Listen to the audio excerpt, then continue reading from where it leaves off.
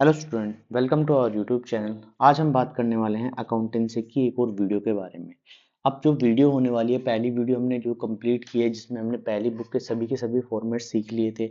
अब बात करते हैं थर्ड बुक की। सबसे पहले हम थर्ड बुक कंप्लीट करते हैं, फिर दोबारा से आएंगे और सेकंड बुक कंप्लीट कर लेंगे। तो सबसे पहला जो चैप्टर है वो financial statement of a company है।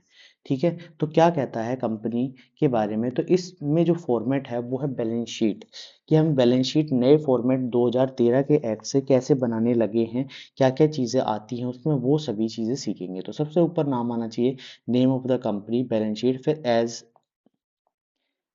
और एट के नाम से जो डेट वगैरह है वो लिख लेंगे।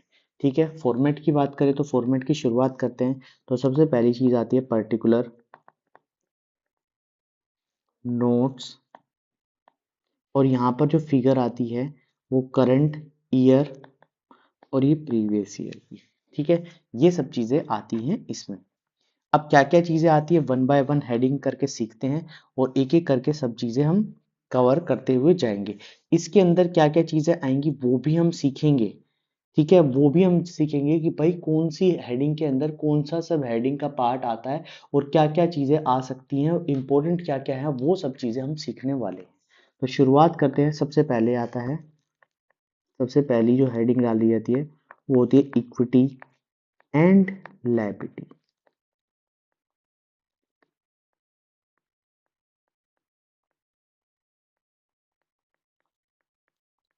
ठीक है, ये डाल दी। अब इसके बाद जो पहली हेडिंग होती है वो होती है शेयर होल्डर्स फंड। ठीक है, इसके अंदर क्या क्या चीजें आता है? इसमें आता है शेयर कैपिटल,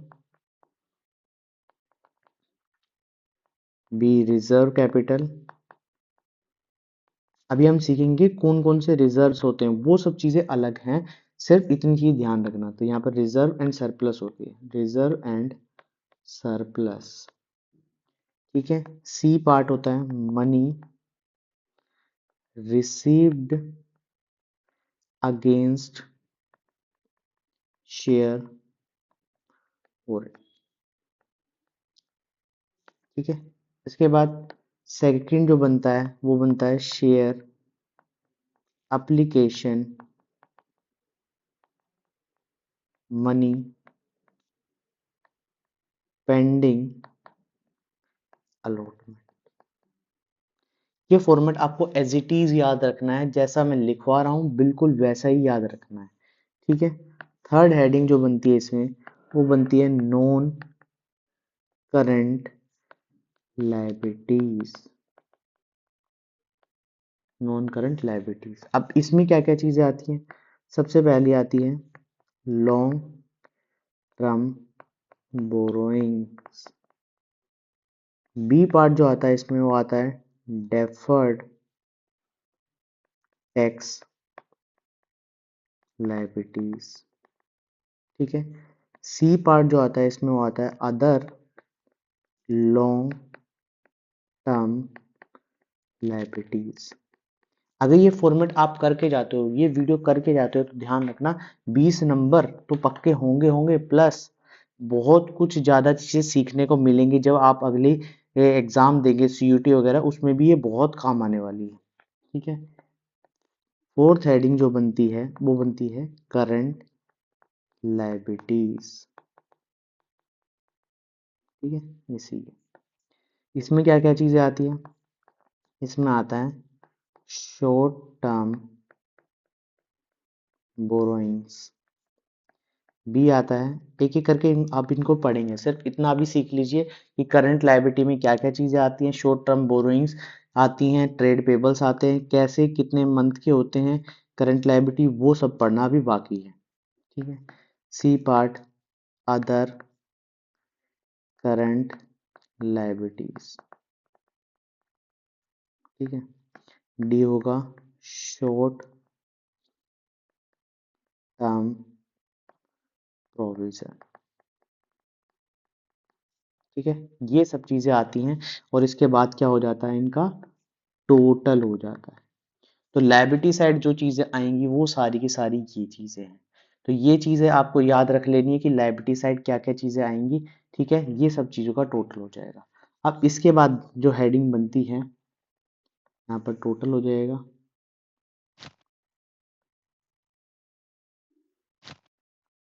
अब इसके बाद जो हेडिंग बनती है वो सेकंड पार्ट जिसे कहते हैं हम एसेट्स होता है, ठीक है, एसेट्स। तो लायबिलिटी हमने सीख ली है, इसके बाद एसेट्स आता है। तो एसेट्स में क्या क्या चीजें आती हैं, सबसे पहले आता है non current assets, non current assets. तो इसमें क्या क्या चीजें होती हैं, तो सबसे पहली चीज होती है वो होती है फिक्स्ड असेट्स, ठीक है। फिक्स्ड असेट्स में कुछ चीजें होती हैं जो होती है टेंजिबल असेट्स, सेकंड जो होता है वो होता है इनटेंजिबल असेट्स,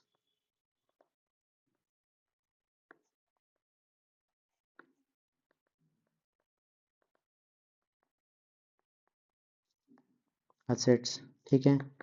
थर्ड जो होता है वो होता है कैपिटल वर्क इन प्रोग्रेस,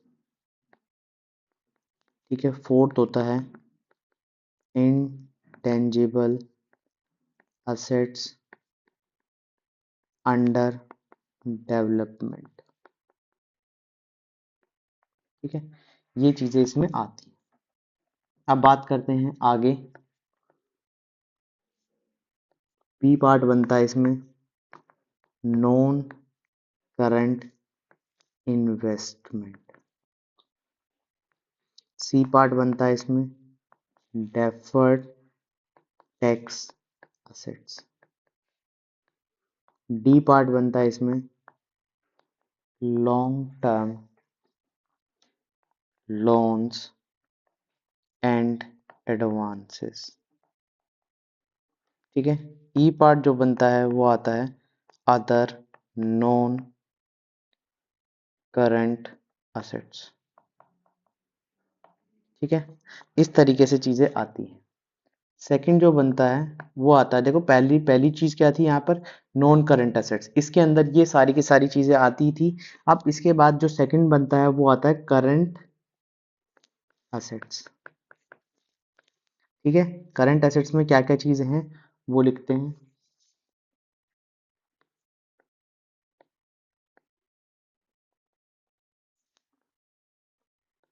तो करंट एसेट्स में क्या क्या चीजें बहुत इंपॉर्टेंट है, करंट एसेट्स फर्स्ट है current investment, current investment. B आता है इन्वेंट्रीज जिसको हम स्टॉक के नाम से भी जानते हैं। सी आता है ट्रेड रिसेबल। डी पार्ट आता है कैश एंड कैश इक्विवेलेंट्स, ठीक है। ई पार्ट आता है शॉर्ट, ये भी बहुत इंपॉर्टेंट है कैश एंड कैश इक्विवेलेंट, क्योंकि अभी आगे जाके तुम सीखोगे जो आएगा कैश फ्लो स्टेटमेंट, उसमें कैश एंड कैश इक्विवेलेंट बहुत ज्यादा काम आएगा। इसके बाद ई पार्ट बनता है, ई पार्ट इसमें का बनता है short term loans and advances, ठीक है। एफ बनता है अदर करंट असेट्स, ठीक है, अदर करंट एसेट्स। तो ये सारी की सारी चीजें इसमें आती हैं और फाइनली क्या बनता है, टोटल बनता है, ठीक है। ये सारी चीजें यहाँ पर लिखी जाएंगी। तो उम्मीद करता हूँ आपको फॉर्मेट समझ आ गया होगा। ये फॉर्मेट जो बना है जिस तरीके से आएगा इस तरीके से आपको ये याद रखना है, ठीक है। इसमें कोई ऐसी चीज नहीं है कि इसको समझाऊं, बाकी चीजें एक एक करके हेडिंग हम भी बात करते हैं हम नीचे, ठीक है, फिर चीजें समझ आ जाएंगी, ठीक है। तो सबसे पहली जो चीज है डिटेल्ड कह सकते हैं इसको, मैं हेडिंग डाल देता हूँ detail of content of balance sheet. तो यहाँ पर सारी डिटेल कंटेंट एक एक करके हम सीखते हैं। क्या चीजें, सिर्फ वो चीजें सीखेंगे जो इंपॉर्टेंट है, क्योंकि आगे ये पूछा जा सकता है, जैसे कि एक सिंपल सा बात है कैश है, कैश किस हेडिंग में आता है और किस सब किसके अंदर मेन हेडिंग जो बनती है वो सब चीजें आती है, किसका सब हेडिंग है, किसका हेडिंग है, ये सब चीजें पूछी ली जाती हैं। तो इसलिए हम इसको बैलेंस शीट को एक एक करके बहुत अच्छे तरीके से सीखने वाले हैं। तो सबसे पहली चीज हमने वहां पर लिखी थी इक्विटी, इक्विटी एंड लायबिलिटीज। अब इसके अंदर हमने सबसे पहला क्या लिखा था, इसमें सबसे पहला चीज लिखी थी शेयर होल्डर्स फंड, और इसी में सबसे पहली चीज हमने लिखी थी वो लिखी थी शेयर कैपिटल, ये लिखा था। अब शेयर कैपिटल में क्या क्या चीजें आ सकती हैं, क्या क्या चीजें एग्जामिनर पूछ सकता है, तो सबसे पहली चीज पूछ सकता है ऑथोराइज्ड शेयर कैपिटल, ये पूछ सकता है। इसके अंदर और क्या क्या चीजें आ सकती हैं, इशूड शेयर कैपिटल पूछ सकता है, ठीक है। नेक्स्ट पूछ सकता है सब्सक्राइब्ड शेयर कैपिटल, ये पूछ सकता है। नेक्स्ट पूछ सकता है होल्ड अप शेयर कैपिटल पूछ सकता है, ठीक है, इंपॉर्टेंट है होल्ड अप। नेक्स्ट पूछ सकता है पेड अप शेयर कैपिटल, ठीक है। इसके बाद नेक्स्ट पूछ सकता है प्रेफरेंस शेयर आता है इसमें, प्रेफरेंस शेयर कैपिटल, ठीक है। नेक्स्ट आता है इक्विटी शेयर कैपिटल, ठीक है। नेक्स्ट बनता है कोल्स इन एरियर, देखा होगा ना कोल्स इन एरियर, हमने calls in arrear forfeiture share,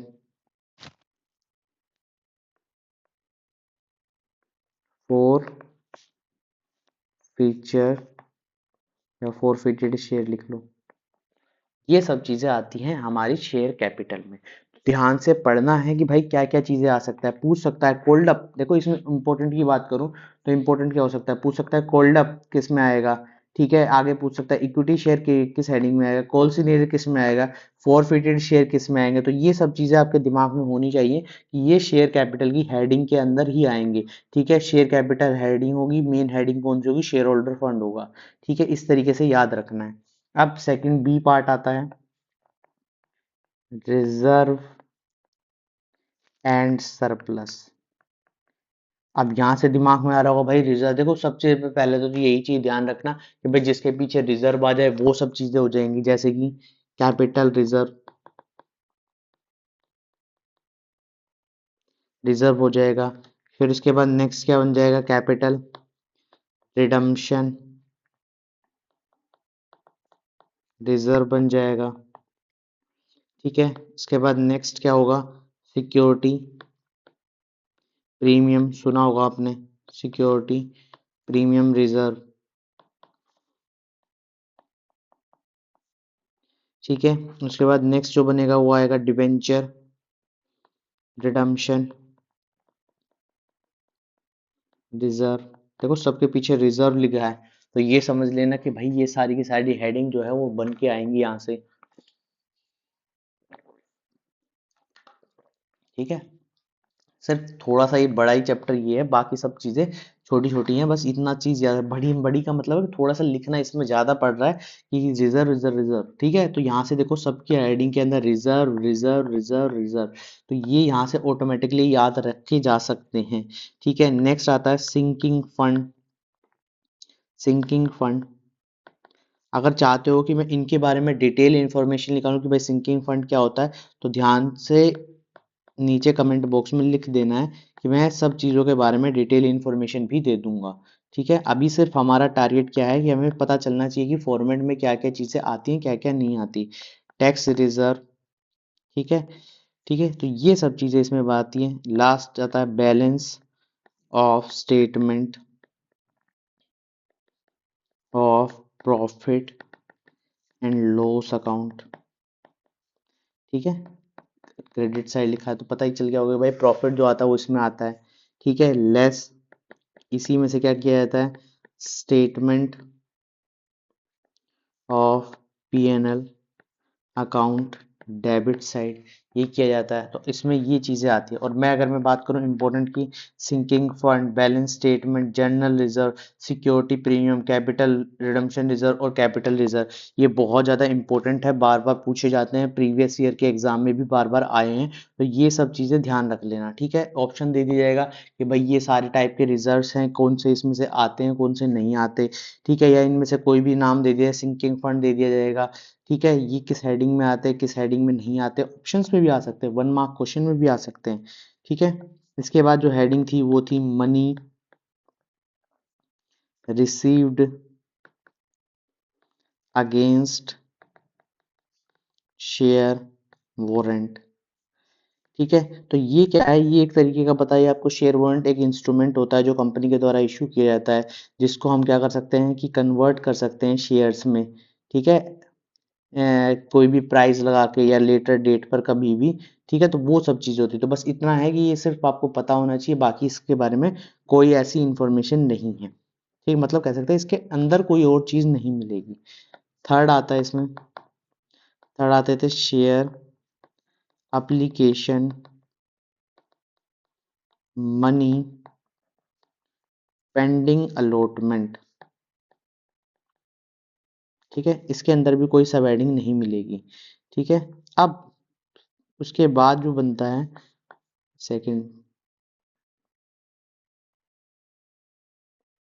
ये सेकंड था ना, ये सेकंड था, ये थर्ड है। थर्ड है नॉन करंट लायबिलिटीज, ये थोड़ी सी इंपॉर्टेंट है।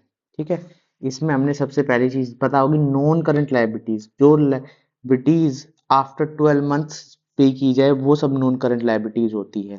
ठीक है, अगर मैं क्लासिफिकेशन की बात करूं तो सबसे पहली जो चीज आती है वो इसमें आता है long term borrowings. Long term borrowings, तो लॉन्ग टर्म बोरोइंग्स में क्या क्या क्या है, डिवेंचर्स हैं, ठीक है, बॉन्ड्स हैं, लॉन्ग टर्म लोन्स हैं। ठीक है, इसमें आगे चीज आती है मॉर्टगेज लोन है। ठीक है, पब्लिक डिपॉजिट्स हैं, सिक्योर्ड और अनसिक्योर्ड लोन्स हैं। तो ये सब चीजें इसमें आती हैं। ठीक है, अगर मैं इंपॉर्टेंट की बात करूं तो देखो इंपॉर्टेंट क्या हो सकता है, डिवेंचर हो सकता है, बॉन्ड्स हो सकता है, पब्लिक डिपॉजिट्स हो सकते हैं, ये चीजें आपको याद रखनी है। ठीक है, तो इसमें ऑप्शन दे दिया जाएगा, कोई ऐसी चीज दे दी जाए जैसे ये ऑप्शन में दे दिया डिवेंचर, बॉन्ड्स और पब्लिक डिपॉजिट और साथ में सिंकिंग फंड की कौन सा लॉन्ग टर्म बोरिंग नहीं है, तो आपको यहाँ से समझ में आ जाएगा। ठीक है, बी पार्ट इसका जो था वो था डेफर्ड टैक्स लायबिलिटीज। ठीक है, डेफर्ड टैक्स लायबिलिटीज क्या होता है, इसके बारे में इतनी जानकारी नहीं होनी चाहिए। अगर मैं इसके फॉर्मूले की बात करूँ तो जो इनकम होती है उसमें से टैक्स इनकम माइनस करके जो टैक्स रेट से जब मल्टीप्लाई करते हैं तो वो निकल के आता है, तो हमें इतनी इन्फॉर्मेशन नहीं होनी चाहिए, बस इतना ही पता होना चाहिए। आगे आता है अदर लॉन्ग टर्म लायबिलिटीज, तो लॉन्ग टर्म लायबिलिटीज कौन से होते हैं। ठीक है, तो इसमें क्या क्या चीजें आती हैं, देखो इसमें आता है प्रीमियम ऑन रिडम्पशन। ठीक है, प्रीमियम ऑन रिडम्पशन, डिवेंचर या शेयर्स, ये चीज हो सकती है। ठीक है, ये सब इसमें आता है। ठीक है, डी पार्ट, डी पार्ट होता है long term provision, long term provisions. Provisions, long term provisions में क्या क्या चीजें आती हैं, सबने सुना होगा प्रोविडेंट फंड, सुना होगा ना, ये चीज सबसे सबसे ज्यादा आती है, प्रोविडेंट फंड। ठीक है, provident fund, staff gratuity fund, ये भी बहुत बार सुना होगा। ठीक है, ये चीज ध्यान रखना है, ये सब आपको मिलेंगी, ये पूछ सकते हो अपने पेरेंट्स से भी, वो जो जहाँ पे जॉब करते हैं वहां पर ये चीज ध्यान रखते हो, वहां पे प्रोविडेंट फंड उन्हें मिलता है, स्टाफ ग्रेजुटी फंड मिलते हैं, तो सब चीजें हैं। इसके अलावा क्या होता है, employees earn leave payable on retirement. ठीक है, इंपॉर्टेंट की बात करें तो प्रोविडेंट फंड और स्टाफ ग्रेजुटी है, ये आपको याद रखना है, ये समझ लेना। ठीक है, इसके बाद जो हेडिंग आती है, चैनल को लाइक शेयर और सब्सक्राइब जरूर करना। देखो हर चीज बड़ी मेहनत से चीजें बनाई जा रही हैं, एक एक चीज आपको बड़े अच्छे तरीके से एक्सप्लेन की जा रही है, तो थोड़ा सा आप भी साथ दें। ठीक है, साथ दोगे तो चीजें अच्छे तरीके से मिलेंगी। फोर्थ पार्ट क्या है इसमें, करंट लायबिलिटीज। करंट लायबिलिटीज में क्या क्या चीजें आती हैं, क्या करंट लायबिलिटी में सबसे पहला होता है short term borrowing. Short term borrowing में क्या क्या चीजें हैं, शॉर्ट टर्म लोन्स, सबसे मेन आता है बैंक ओवरड्राफ्ट, बहुत ज्यादा इंपॉर्टेंट है बैंक ओवरड्राफ्ट। ठीक है, बी पार्ट क्या होता है, ट्रेड पेबल्स, जिसमें कौन कौन आते हैं, क्रेडिटर, बिल्स पेबल। ठीक है, ये सब चीजें इसके अंदर हेडिंग मिलेगी आपको। C part, other current liabilities, तो इसमें क्या क्या चीजें बनती हैं, इसमें क्या होता है, interest accrued but not due on borrowing, ये बन सकता है। आउटस्टैंडिंग एक्सपेंस बन सकते हैं।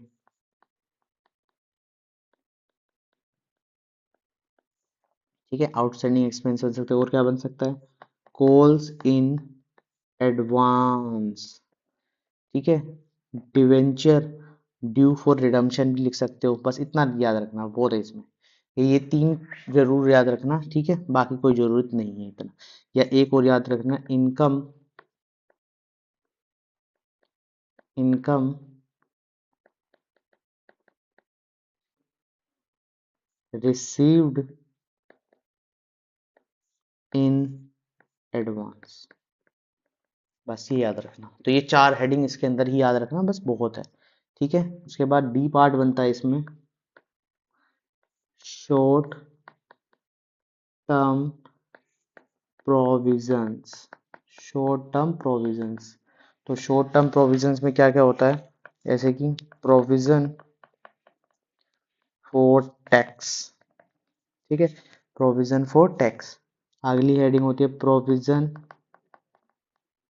फॉर डाउटफुल डेट्स, ये माइनस करते हो ना तुम। ठीक है, तो कहाँ से माइनस करते हो, डेटर में से, तो वो सब चीजें यहीं से निकल के आती है। आगे होता है प्रोविजन फॉर डेप्रीशिएशन।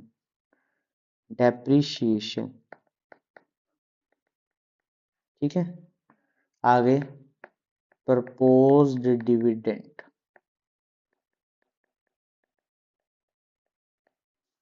ठीक है, तो ये सब चीजें इसके अंदर मिलेंगी। ठीक है, आगे नेक्स्ट क्या है, नेक्स्ट हेडिंग एसेट्स है। तो एसेट्स में सबसे पहली आती है नॉन करंट एसेट्स। जिसको हम बेचना नहीं चाहते लंबे समय तक। ठीक है, तो इसमें क्या क्या हेडिंग है, फर्स्ट है फिक्स्ड एसेट्स। तो फिक्स एसेट्स में क्या क्या चीजें हैं, सबसे पहली चीज है टेंजिबल एसेट्स। टेंजिबल का मतलब जिसको हम टच कर सकते हैं, है ना। ठीक है, देख सकते हैं जिसको हम, जैसे कि इसमें कौन कौन सी आती है, land and building, plant and machinery, furniture, fixtures and fittings. ठीक है, व्हीकल्स भी हो सकते हैं, कार वैन जैसे आते हैं ना, हैं, equipments, life stock, lease hold, ठीक है, और फ्री होल्ड प्रॉपर्टी। ये सब चीजें याद रखनी है। तो इसमें इंपॉर्टेंट क्या क्या है, लाइफ स्टॉक बहुत बार पूछा गया है, लीज होल्ड बहुत बार पूछा गया है। तो ये कंफ्यूज कर देता है, भाई ये टेंजिबल है इंटेंजिबल है, दिमाग में आ जाता है भाई ये इंटेंजिबल तो नहीं है। तो वहां पर उस कंफ्यूजन को याद रखते हुए मैंने यहाँ पर सारे लिखवा दिए, ठीक है। इसके बाद हेडिंग आती है इंटेंजिबल, इंटेंजिबल असेट्स, ठीक है। तो इंटेंजिबल में कौन कौन से होते हैं, जैसे कि गुडविल, ठीक है, पेटेंट्स, ट्रेडमार्क, ये तो फेमस है, ठीक है, फेमस है, कॉपीराइट एंड डिजाइन्स हो गए, कंप्यूटर सॉफ्टवेयर हो गए, ये है ना कंप्यूटर सॉफ्टवेयर भी, क्योंकि उसको देख नहीं सकते हम, ठीक है, माइनिंग राइट्स हो गए, ठीक है, ब्रांड्स हो गए। तो ये सब चीजें यहाँ पर एड ऑन होती है, तो ये सब चीजें आपको याद रखनी है, ठीक है। ये थोड़ी सी इंपॉर्टेंट है, इसको याद रखना कि भाई, ठीक है। थर्ड हेडिंग इसमें क्या क्या क्या थी, थर्ड हेडिंग इसमें थी कैपिटल वर्क इन प्रोग्रेस, ठीक है। इसमें कुछ ऐसा नहीं मिलता, बस इतना याद रखना कि ऐसा काम जो अभी कंस्ट्रक्शन मतलब अंडर कंस्ट्रक्शन है, कह सकते हैं बस, ठीक है।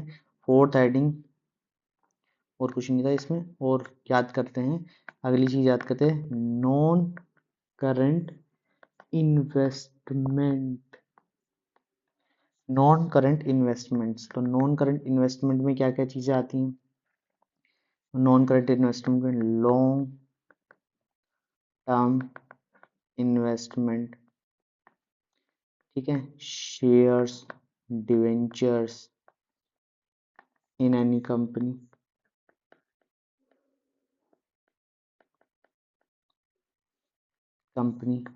गवर्नमेंट सिक्योरिटीज, गवर्नमेंट बॉन्ड्स, ठीक है। ये सब चीजें इसमें आती हैं, तो ये ध्यान रखना, ठीक है। इसके बाद मेन हेडिंग के बारे में बात करते हैं। सी को तो याद रख लेना भाई, वो डेफर्ड टैक्स असेट्स थी, ठीक है। डी क्या होगा, long term loans and advances, ठीक है। ये डेफर्ड वैसे ही होगा जैसे लायबिलिटी में आता था, सेम वैसे ही निकालते हैं हम, ठीक है। बस यहाँ पर टैक्सेबल इनकम ज्यादा होती है अकाउंटिंग इनकम से, ठीक है। काम की नहीं है, इतना याद रखना जरूरी नहीं है, बस ये चीज आगे वाली याद रखना। ये लोन्स जो भाई साहब वो सब होते हैं जो 12 महीने तक रिसीव नहीं होते, ठीक है, जैसे कि सिक्योरिटी डिपॉजिट, ठीक है, सिक्योरिटी अगेंस्ट टेलीफोन हो सकता है, बस ज्यादा नहीं है इसमें, इतना ही याद रखना। ई पार्ट की बात करते हैं, अदर नॉन करेंट असेट्स।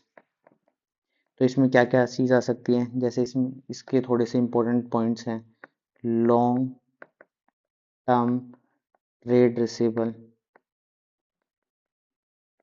अब कौन से होते हैं ट्रेड रिसीवेबल वो अभी आगे बताता हूँ, ठीक है। Miscellaneous expenditure,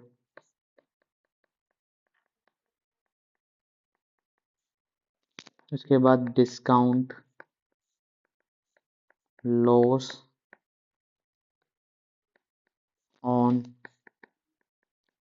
issue of share and debenture, इसके बाद शेयर इशू एक्सपेंस, ठीक है, अंडरराइटिंग कमीशन,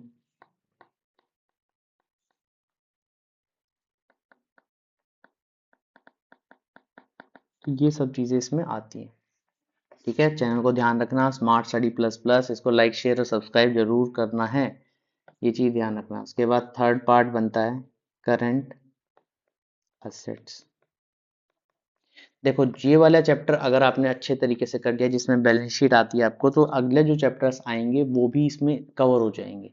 ठीक है, करंट एसेट्स को बहुत अच्छे तरीके से याद रखना कि क्या क्या चीजें करंट एसेट्स में बनती हैं। ठीक है, क्योंकि ये चीज आपको आगे पूछेंगे। ठीक है, ये जैसे होता है करंट इन्वेस्टमेंट।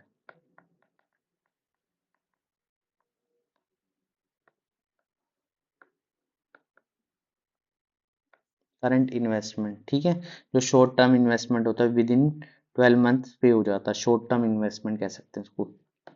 मैं डाल देता हूँ शॉर्ट टर्म इन्वेस्टमेंट। ठीक है, बी पार्ट आता है इन्वेंट्रीज, बहुत इंपॉर्टेंट है, बहुत इंपॉर्टेंट है, सारे याद रख लेना जो भी मैं यहाँ पे लिखवा रहा हूँ। ठीक है, stock in trade, stock in trade, finish goods. ठीक है, लूज टूल्स, बहुत बार पूछा गया एग्जाम में, बहुत बार। ठीक है, वर्क इन प्रोग्रेस। ठीक है, ये चीज पूछी जाती है। इसके बाद स्टोर्स एंड स्पेयर्स।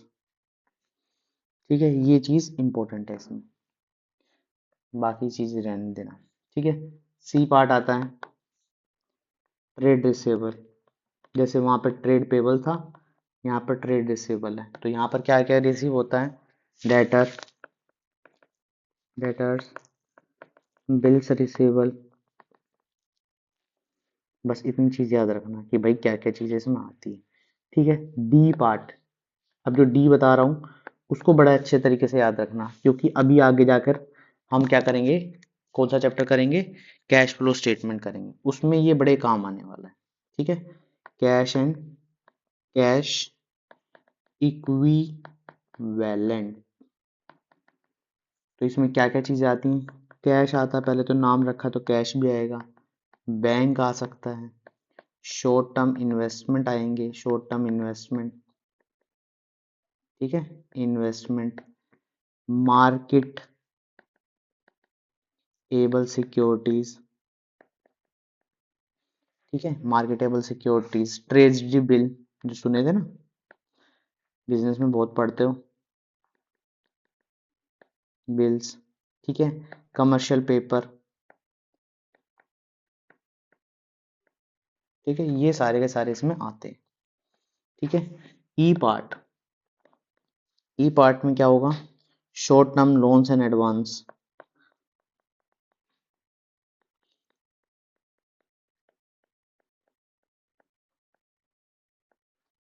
इसके बाद एफ पार्ट, ये याद रख लेना, कुछ ऐसा नहीं है इसमें। देखो जिसमें हेडिंग में मैं जो लिखवा रहा हूँ उससे बाहर नहीं मिलेगा आपको, चाहे किसी भी ए प्रीवियस ईयर एग्जाम में देख लो जाकर। ठीक है, थोड़ा सा यकीन करो और काम पे ध्यान दो, बहुत अच्छे तरीके से चीजें हो जाएंगी। Other current assets, other current assets में क्या क्या चीज आते हैं, ये भी थोड़ा इंपॉर्टेंट है, जैसे कि प्रीपेड एक्सपेंसेस। ठीक है, एक्रूड इनकम, एक्रूड इनकम हो गया, एडवांस टैक्सेस हो गए, और क्या क्या हो सकता है, discount, loss on issue of share और डिवेंचर हो गए। तो ये सब चीजें इसमें अब इंक्लूडेड हैं। तो अब बात करते हैं यहीं से नेक्स्ट अकाउंट की, जिसका नाम है statement of profit and loss account. उम्मीद करता हूँ आपको ये अकाउंट समझ आएगा आगे होगा। अब बात करेंगे नेक्स्ट अकाउंट की, जिसका नाम है स्टेटमेंट ऑफ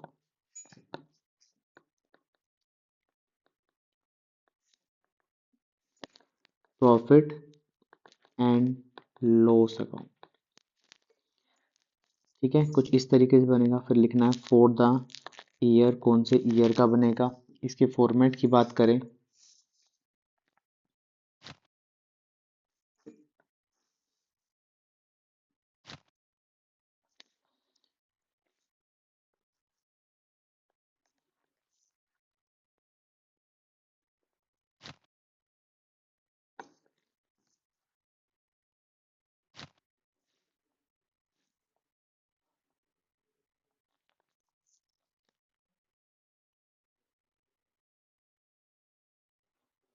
तो यहाँ से बनेगा पर्टिकुलर,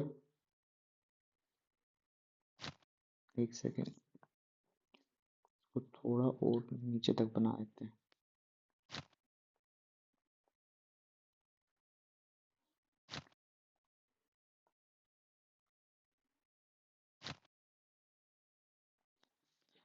ठीक है, तो अब बात करते हैं यहाँ से, तो ये क्या क्या चीज़ें हैं इसमें। यहाँ पे आएगा पर्टिकुलर,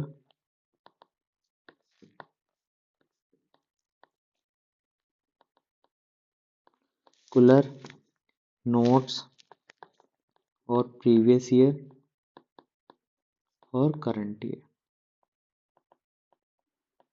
ठीक है, इसमें क्या क्या चीज़ें हैं इंक्लूड करते हैं। सबसे पहली चीज़ आती है रेवेन्यू फ्रॉम ऑपरेशन। ठीक है, इसके बाद सेकंड चीज़ जो आती है वो आती है अदर इनकम।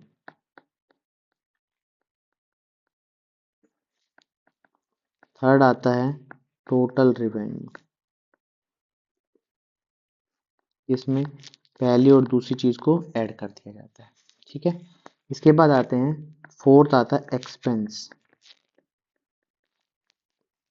एक्सपेंसेस में क्या क्या चीज़ें हैं अगर मैं बात करूं, तो सबसे पहला है कॉस्ट ऑफ मटेरियल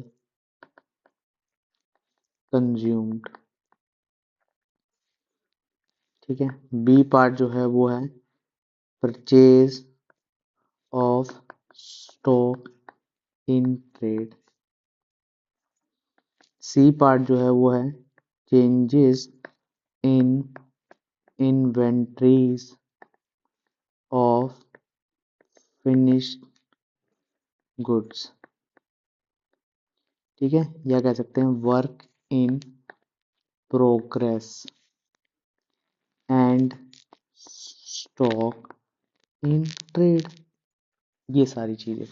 ठीक है, उसके बाद नेक्स्ट डी पार्ट जो है वो है एम्प्लॉयज बेनिफिट एक्सपेंस। ई है फाइनेंस कॉस्ट। ठीक है, इनके बारे में एक्सप्लेन करेंगे, क्या क्या चीज़ें हो सकती हैं, क्या क्या चीज़ें नहीं होंगी, सब एक्सप्लेन करूंगा। सिर्फ अभी इतनी चीज़ याद रख लो। इसके बाद एफ जो चीज़ आती है वो आती है depreciation. Depreciation, depreciation and amortisation expense. ठीक है, इसके बाद कोई और एक्सपेंस बच गया तो वो अदर एक्सपेंस भी नाम से लिखा जाता है। ठीक है, इसके बाद निकल के आता है टोटल एक्सपेंस। तो यहाँ पर सभी को ऐड करना है और यहाँ पर टोटल एक्सपेंस निकल आएगा। टोटल एक्सपेंस के बाद जो फिफ्थ पार्ट तो होता है वो होता है प्रॉफिट बिफोर टैक्स, जिसमें हम थर्ड पार्ट में से फोर्थ पार्ट को माइनस कर देते हैं। ठीक है, फिर सिक्स पार्ट आता है लेस टैक्स। ठीक है, सेवंथ पार्ट में होता है प्रॉफिट आफ्टर टैक्स, इसमें से हम फिफ्थ में से सिक्स पार्ट को माइनस करते हैं। इस तरीके से प्रॉफिट बनता है। अब क्या क्या चीजें इनमें इंक्लूड होती है मैं थोड़ी सी ब्रीफ करके बता देता हूँ कि क्या क्या चीजें नाम से पता चलता है। सबसे पहला आता है रेवेन्यू फ्रॉम ऑपरेशन। तो हम इसको वैसे सेल्स के नाम से जानते हैं, तो इसमें सेल्स आ सकता है, सेल्स रिटर्न आ सकता है, तो माइनस किया जाएगा, और सेल ऑफ स्क्रैप इस नाम से। ठीक है, सेकंड जो हेडिंग है वो है अदर इनकम। अब अदर इनकम में कौन कौन सी हो सकती हैं, इंटरेस्ट रिसीव्ड, डिविडेंड रिसीव्ड। ठीक है, डिविडेंड रिसीव्ड। नेक्स्ट प्रॉफिट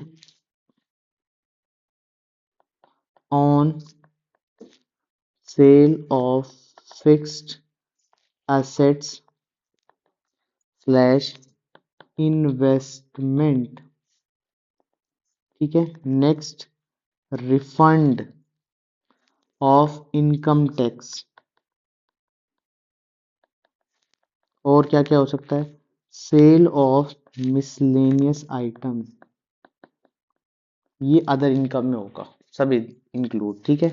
इसके बाद हमने नेक्स्ट जो सीखा था वो सीखा था कॉस्ट ऑफ मटेरियल कंज्यूम्ड, ठीक है। तो उसमें क्या क्या चीजें होंगी, ओपनिंग इन्वेंट्री ऑफ मटेरियल, ठीक है, opening material minus closing inventory of material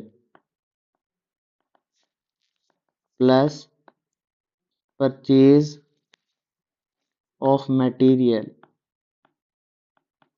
ये सब चीजें आएंगी, ठीक है, जिसे हम सीओजीएस भी कुछ कहते हैं ना, वो सब चीजें इसमें, इतनी बात ध्यान रखना। उसके बाद नेक्स्ट जो आइटम आता है वो आता है fourth, purchase of stock in trade. तो इसमें देखो परचेज के नाम से क्या क्या हो सकता है, परचेज हो सकता है, परचेज रिटर्न, परचेज रिटर्न, इतनी बात समझ आ गई। Fifth part, changes in inventory. तो इन्वेंट्री में क्या क्या चीज होगी, इन्वेंट्री के लिए हमने दो ही नाम सीखे हैं, opening stock minus closing stock, ठीक है। सिक्स्थ आइटम क्या होगा इसमें, एम्प्लॉयज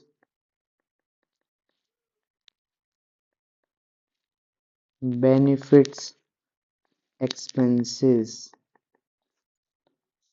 इसमें क्या क्या चीजें होंगी, सैलरी होगी एंड वेजेस होगा, वेजेस, बोनस होगा, स्टाफ वेलफेयर एक्सपेंसेस होंगे, ठीक है, ग्रेजुटी पेड होंगे,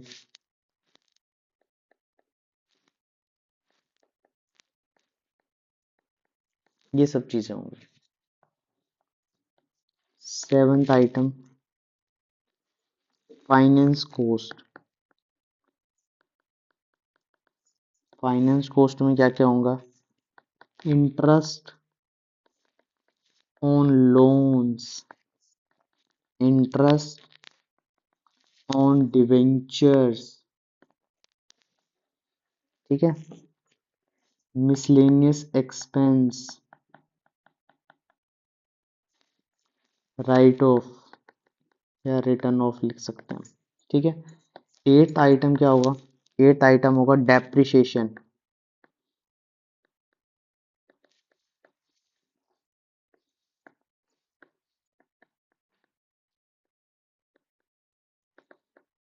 and amortization expenses।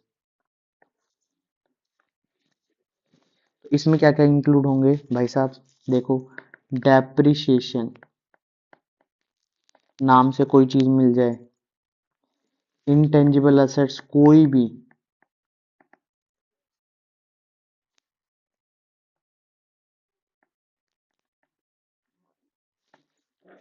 Assets return of, ये सब चीजें इसमें इंक्लूड होंगी। इसके बाद आता है नाइन्थ आइटम, नाइन्थ होता है अदर एक्सपेंस, इनकम तो हम कर चुके, अदर एक्सपेंसेस। तो इसमें क्या क्या इंक्लूड होगा, सेलिंग एक्सपेंस, इसके बाद एडमिनिस्ट्रेशन या एडमिनिस्ट्रेटिव लिख लो एक्सपेंसेस, रेंट हो सकता है, रेंट के अलावा डिस्काउंट हो सकता है, एडवर्टीजमेंट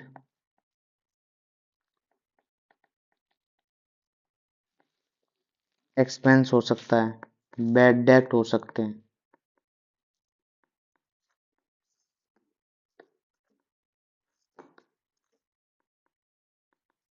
और रिपेयर्स हो सकते हैं,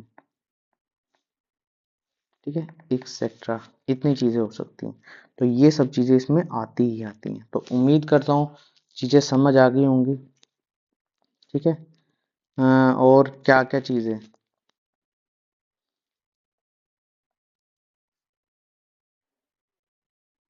ठीक है, तो इस तरीके से हमारी सारी चीजें इंक्लूड होती हैं। तो ये था हमारा फर्स्ट चैप्टर जो हमने कंप्लीट किया। अब बात करते हैं नेक्स्ट चैप्टर की। नेक्स्ट चैप्टर जो कहता है, क्या कहेगा नेक्स्ट चैप्टर? ठीक है, नेक्स्ट चैप्टर करने से पहले मैं यहाँ पर थोड़ी सी बहुत, देखो ये आपको पढ़ना पड़ेगा। ठीक है, ये सब चीजें पढ़नी पड़ेगी। अब मैं जो बताने वाला हूँ नेक्स्ट चैप्टर में, उसमें क्या चेंजेस है, मैं दोबारा से पीएनएल अकाउंट नहीं बना, सिर्फ मैं यहाँ पर फॉर्मेट बता के दिखा रहा हूँ कि कैसे बनेगा। ठीक है, नेक्स्ट चैप्टर का जो नाम है वो है comparative and common size statement. Common size statement. अब देखो इनमें कैसे क्या क्या चीजें बनती है। देखो दो दो अकाउंट बनेंगे, कंपैरेटिव में दो अकाउंट बनेंगे, कॉमन साइज में दो अकाउंट, दो। इसमें क्या बनेगी, एक बैलेंस शीट होगी, एक पीएनएल अकाउंट होगा। इसमें भी क्या होगा, बैलेंस शीट होगी और पीएनएल अकाउंट होगा। ठीक है, सेम ऐसे ही बनाने, तो इसलिए फॉर्मेट आपको अच्छे तरीके से आना चाहिए। फॉर्मेट में कोई भी चेंज नहीं है, फॉर्मेट सेम है। सिर्फ मैं आपको यहाँ से चीजें बता रहा हूँ कि भाई कैसे क्या चीजें बनानी है। जैसे सबसे पहले बात करते हैं कंपैरेटिव बैलेंस शीट की, बात करते हैं।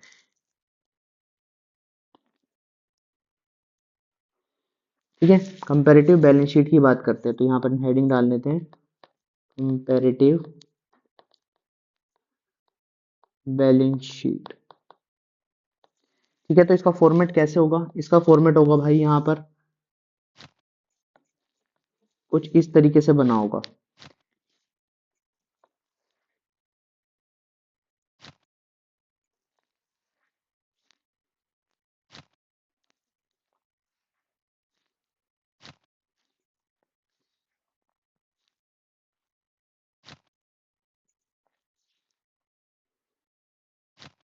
ठीक है, ये फॉर्मेट होगा।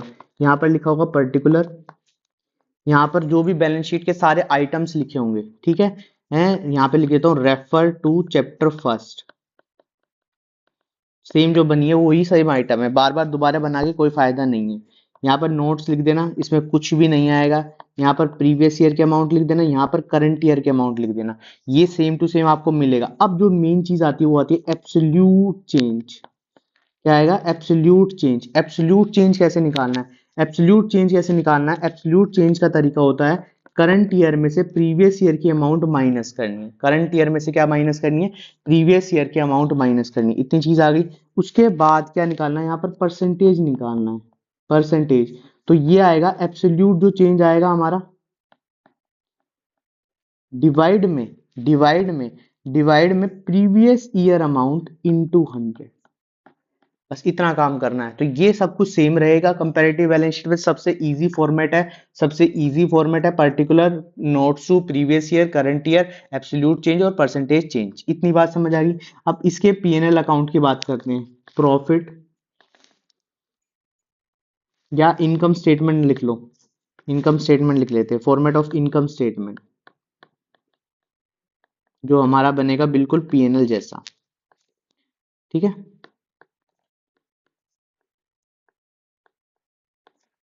तो फॉर्मेट कैसा होगा?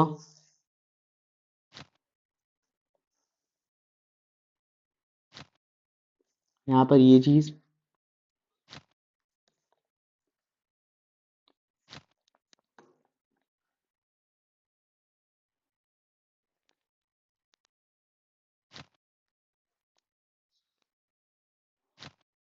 ठीक है। अब देखो यहाँ पर क्या होगा, यहाँ पर पर्टिकुलर डालना है और सारी heading R F O, other income, total revenue, expense, वो सब चीजें डालनी है। जैसा ये फॉर्मेट था बिल्कुल सेम ऐसा ही बनाना है।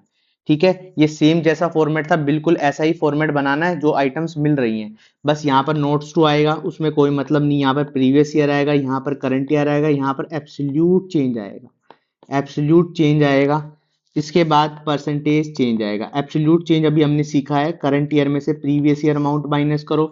परसेंटेज चेंज निकालने के लिए क्या करना होगा, यहाँ पर जो चेंज आया है मतलब एब्सोल्यूट चेंज का जो आंसर आया है उसको डिवाइड कर देना प्रीवियस ईयर से और इनटू कर देना 100 से। ये सेम चीज बनेगा। ये फॉर्मेट होंगे कंपैरेटिव के। ये कंपैरेटिव के होंगे। अब बात करते हैं कॉमन साइज में। कॉमन साइज में क्या फर्क है और कॉमन साइज का थोड़ा सा मैं कह सकता हूँ थोड़ा सा अच्छा फॉर्मेट होता है। तो यहाँ पर लिखेंगे हम कॉमन और दुआ करो कि एब्सोल्यूट ये कॉमन कंपैरेटिव आए। बहुत इजी होता है, बहुत ही मिनिमम सा अकाउंट होता है। ठीक है, कॉमन साइज बैलेंस शीट। ठीक है, फॉर्मेट कैसे बनेगा,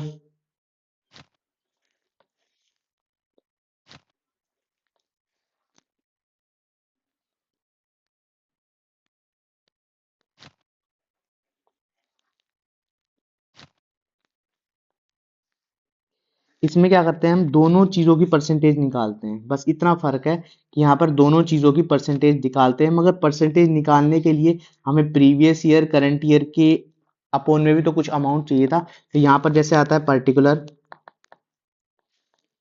पर्टिकुलर, यहाँ नोट्स टू लिख लेना, ये प्रीवियस ईयर, ये करंट ईयर, ये परसेंटेज चेंज प्रीवियस ईयर का, ये परसेंटेज चेंज करंट ईयर का। अब देखो इनमें कैसे निकालते हैं, ये जो मेन चीज है परसेंटेज कैसे निकालते हैं। तो ध्यान से देखना, यहाँ पर एक टोटल आएगा, लायबिलिटी साइड, एक टोटल आएगा असेट साइड, कोई सा भी टोटल, कोई सा भी, उसको 100% मान लेना, इसको डायरेक्ट 100% मान लेना यहाँ पर ये। ठीक है, ये 100% हो गया, ये 100% हो गया। इसका मतलब जब हम प्रीवियस ईयर का अमाउंट निकालेंगे, तो जो अमाउंट यहाँ पर आएगी, सपोज 1 लाख रुपए, ठीक है, और यहाँ पर आया 20 लाख। मैं सिर्फ एक एग्जांपल ले रहा हूँ। तो यहाँ पर क्या करना है, 1 लाख बटे में 20 लाख इंटू 100 कर देना, और यहाँ से परसेंटेज निकल के आ जाएगी। ठीक है, हर किसी में ये जो टोटल की अमाउंट है ना प्रीवियस ईयर की, वो डालनी है। और यहाँ पर जैसे कितनी है, यहाँ पर डाल देते हैं 1,50,000, और यहाँ पर जो डालते हैं ये डालते हैं 30 लाख। तो यहाँ पर आएगा 1.5 लाख डिवाइड में 30 लाख इंटू 100। तो जो अमाउंट होगी बटे में वो इससे मल्टीप्लाई, इससे डिवाइड कर देनी है। बस इतना सा काम करना है और कुछ भी अलग नहीं करना। बात समझ आई, बात समझ आ गई। ठीक है, ये चीज आपको समझ आ गई। तो ये पहला तरीका था जो हमें सॉल्व करने के लिए दिया जाएगा। अब बात करते हैं नेक्स्ट अकाउंट की, जो प्रॉफिट एंड लॉस अकाउंट है। इसमें भी प्रीवियस ईयर और करंट ईयर की दी जाएगी। तो कैसे सॉल्व करेंगे देखो,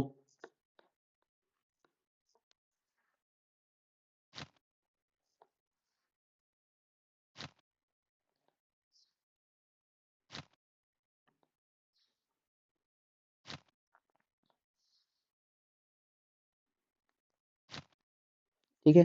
तो यहाँ पर हम लिख लेते हैं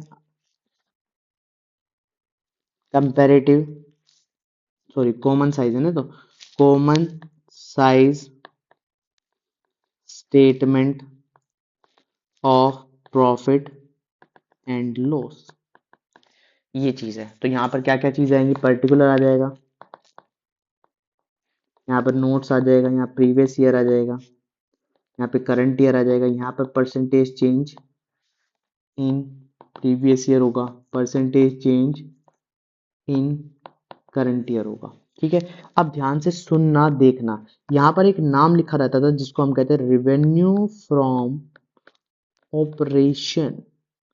इसको अब 100% मानना है, इसको क्या मानना है, 100% मानना है, इसको 100% मानना है। मतलब जब भी मैं किसी भी परसेंटेज निकालूंगा, जैसे इसकी निकालनी है सेकंड वाले की, जिसमें कह सकते हैं हम अदर इनकम है, अदर इनकम, अदर इनकम की निकालनी है। यहाँ पर है 1 लाख, यहाँ पर है 2 लाख, ठीक है, और यहाँ पर मैं मान लेता हूँ 15 लाख, और यहाँ पर मान लेते हैं 30 लाख।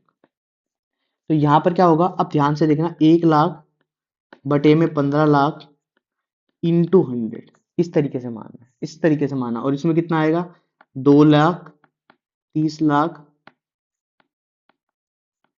इंटू 100, इस तरीके से मानना है परसेंटेज, बस ये काम करना है और बहुत इजीली हो जाएगा। ठीक है, अभी इनके क्वेश्चंस भी कराऊंगा मैं, सभी के फॉर्मेट में आपके सामने जरूर प्रेजेंट कर रहा हूँ। ये फॉर्मेट आप अच्छे तरीके से सीख लीजिए, ये फॉर्मेट बड़े काम की चीज है। अगर ये फॉर्मेट आपको अच्छे तरीके से आ गए तो समझ लेना क्वेश्चन में कुछ भी ऐसा नहीं रहेगा। ठीक है, क्वेश्चन में कुछ भी ऐसा नहीं रहेगा। चलिए अब बात करते हैं नेक्स्ट चैप्टर की, जिस चैप्टर का नाम है चैप्टर नंबर जो हमारे बुक में 4 है, ठीक है, जिसका नाम है अकाउंटिंग रेशियो। ठीक है, एक चैप्टर हमने स्किप किया कि उसमें कोई फॉर्मेट नहीं है, सिर्फ उसमें क्या है, उसमें क्या क्या चीजें हैं, उसमें सिर्फ थ्योरेटिकल पार्ट है, तो उसमें कोई फॉर्मेट नहीं है, वो चीज हमने कंप्लीट नहीं की। तो चैप्टर 1, चैप्टर 3 और अब चैप्टर नंबर 4 की बात करते हैं। इसमें आते हैं सबसे ज्यादा फॉर्मूले और बहुत अच्छे तरीके से आपको सीखने हैं। एक एक फॉर्मूला मैं आपको बताने वाला हूँ, एक एक चीज के बारे में। तो सबसे पहले बात करते हैं, जो इसके जो रेशियोज हैं उनको चार चीजों में डिवाइड किया है। चार नाम दिए हैं, चार नाम क्या क्या दिए हैं। सबसे पहला नाम है liquidity ratio, liquidity ratio. Next है सोल्वेंसी रेशो।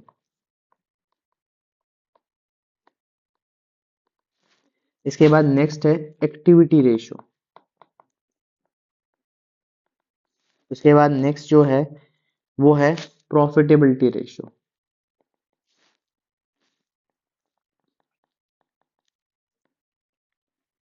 ये चीज आप याद रखना।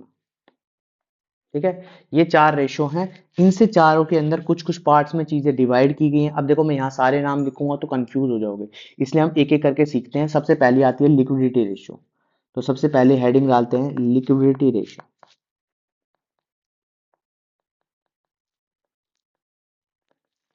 ठीक है, लिक्विडिटी रेशियो का सबसे पहली चीज है, इसके अंदर जो आता है वो आता है करंट रेशियो। इसको हम एक और नाम से जानते हैं जिसका नाम है working capital ratio. Working capital ratio, तो इसमें क्या क्या चीजें होती हैं, इसमें होती है करंट रेशियो। करंट रेशियो का फॉर्मूला होता है करंट एसेट्स डिवाइड में करंट लायबिलिटी। ठीक है, करंट लायबिलिटी। और देखो एक बात सोचने वाली बात है, जो हमने मैथ्स के क्वेश्चंस किए थे वो मैं आपको अभी उससे रिलेटेड एक कह सकते हैं शॉर्ट्स बना के भेजूंगा, जिसमें सेम क्वेश्चंस है, सेम क्वेश्चन आए हुए हैं, सेम क्वेश्चन। तो ये ध्यान रखते हुए कि अगर सेम क्वेश्चन उसमें आ गए तो इनमें भी जरूर मिल जाएंगे आपको। तो सबसे पहले बात करते हैं करंट एसेट्स की। तो इसमें करंट एसेट्स में क्या क्या चीजें इंक्लूड होनी चाहिए, वैसे आपको पता होगा, फर्स्ट चैप्टर हम कर चुके हैं,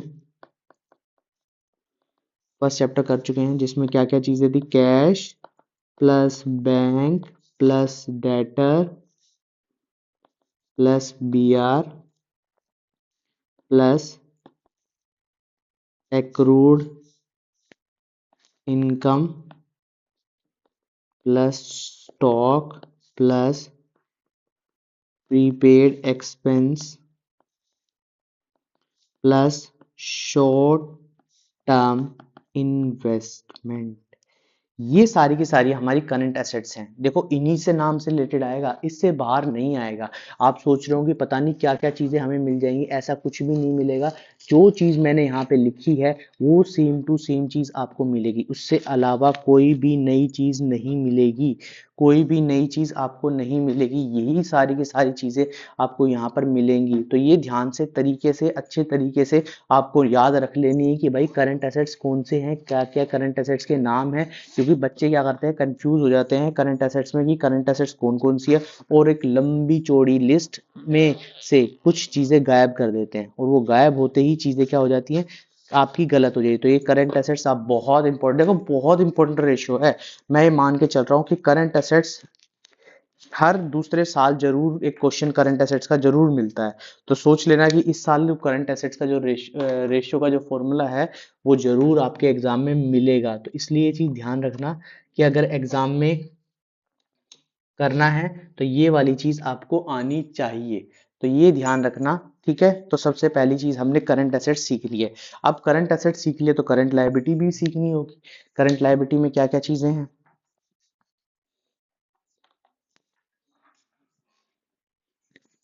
तो यहाँ पर लिखते हैं current liability.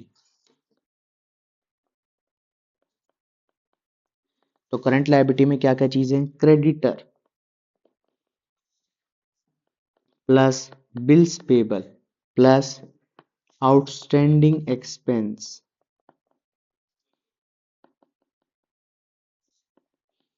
Plus advance income plus propose dividend, ठीक है, प्लस प्रोविजन फॉर टैक्स। तो ये सारी की सारी चीजें हमें मिल जाएंगी यहाँ पर। अगर मैं इसके आइडल रेशियो की बात करूँ, देखो बहुत बार पूछ लिया जाता है, स्पेशली पूछा जाता है, इसलिए मैं यहाँ पे बता भी रहा हूँ कि इनका जो आइडल रेशियो है वो क्या होना चाहिए। आइडल रेशियो अगर कभी भी कोई भी कंपनी है तो 1:1 होना चाहिए। उनके पास करंट एसेट्स भी उतनी होनी चाहिए जितनी करंट लायबिलिटी होनी चाहिए। तो ये आइडल रेशियो काफी बार पूछ लिया जाता है, इसलिए यहाँ पर बता दिया गया है। सेकंड जो रेशियो आता है वो आता है इसी के अंदर, लिक्विड रेशियो। लिक्विड रेशियो जिसके और भी नाम है, क्या नाम है, quick ratio, acid test ratio, ये सभी नाम है। अगर इसके फॉर्मूले की बात करें तो इसका फॉर्मूला बनता है लिक्विड असेट्स डिवाइड में करंट लायबिलिटी। सिंपल सी बात, ये फॉर्मूला बनता है लिक्विड असेट्स और करंट लायबिलिटी। देखो वहां पर हमने सीखा था, क्या सीखा था, करंट असेट्स सीखा था। यहाँ पर करंट असेट्स के बदले में हमने सीखा है सिर्फ लिक्विड असेट्स। तो दो फॉर्मूले दोनों सेम है,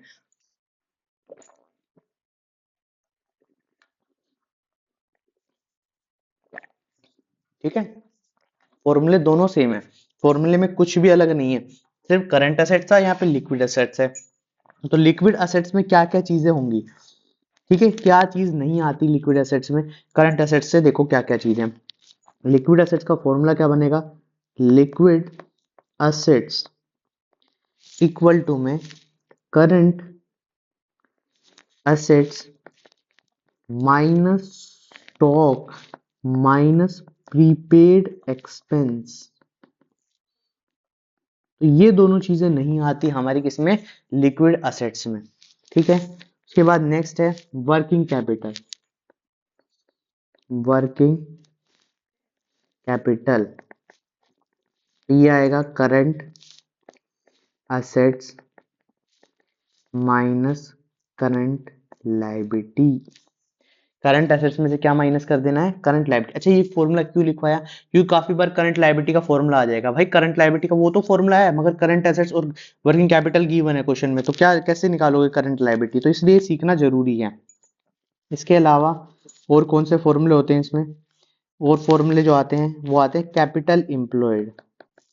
अब ये क्या है, ये तो नाम सुना ही नहीं। तो कैपिटल एम्प्लॉयड क्या होता है, share holder fund, fund plus non current liability,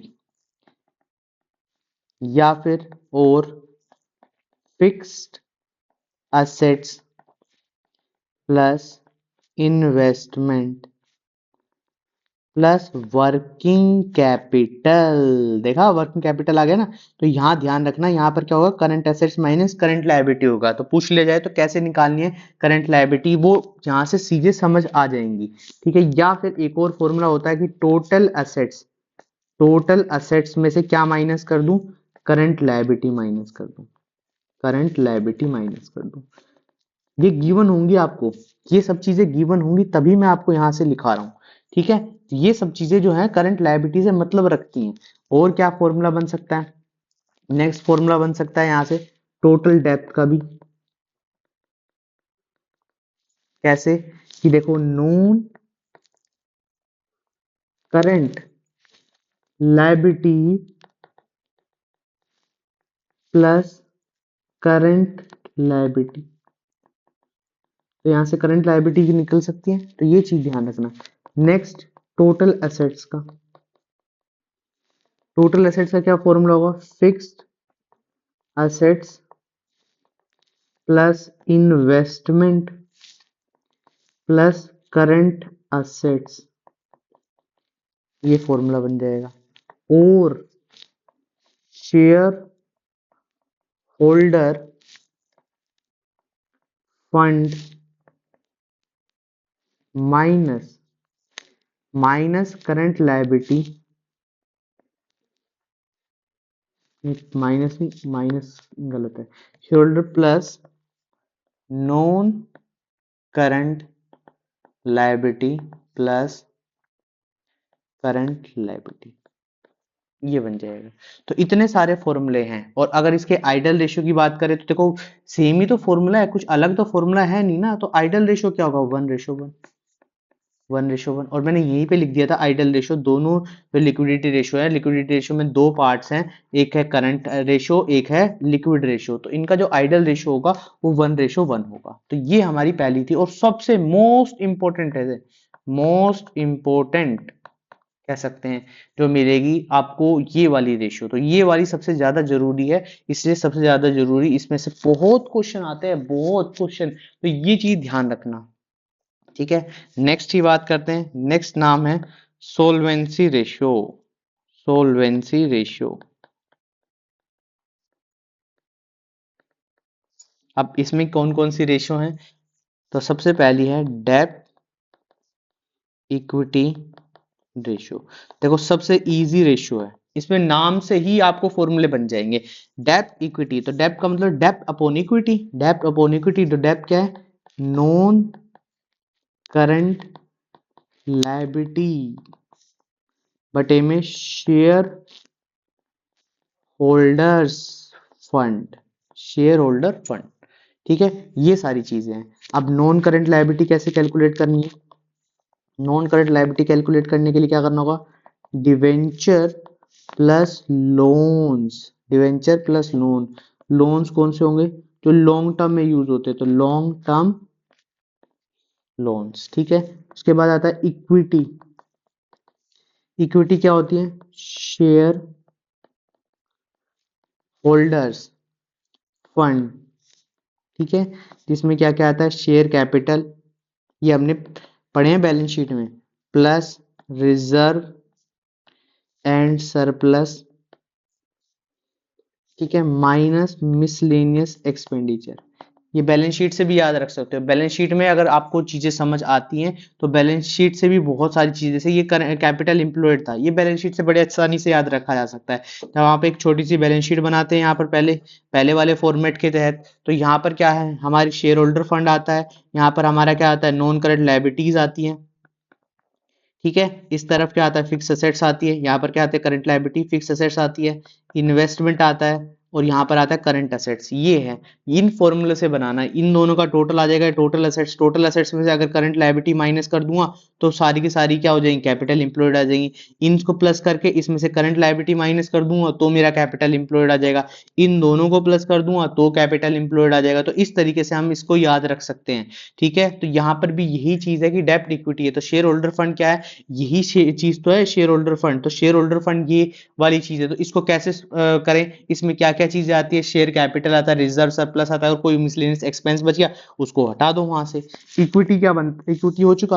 अब सेकंड फॉर्मूला क्या होता है, सेकंड फॉर्मूला इसके अंदर टोटल असेट्स टू डेब्ट। देखो नाम से ही पता चल रहा है, टोटल असेट्स टू डेब्ट रेशियो। तो फॉर्मूला क्या बनेगा, फॉर्मूला बनेगा टोटल असेट्स अपॉन में नॉन करंट लायबिलिटी। ये इसको हम नॉन करंट लायबिलिटी कहते हैं, ठीक है। तो यहां से क्या है, नॉन करंट लायबिलिटी के कितने सारे फॉर्मूले हमने पढ़ लिए, ठीक है। टोटल असेट्स का भी एक कोई फॉर्मूला पढ़ना रह गया तो टोटल असेट्स का भी इंक्लूड कर दो। टोटल असेट्स का भी हमने ये फॉर्मूला पढ़ा था, ये वाले फॉर्मूले, तो ये फॉर्मूले याद रखना। तो कोई और अलग से फॉर्मूला लिखने की जरूरत नहीं है इसमें। थर्ड फॉर्मूला बनता है हमारा प्रोप्राइटरी रेशियो,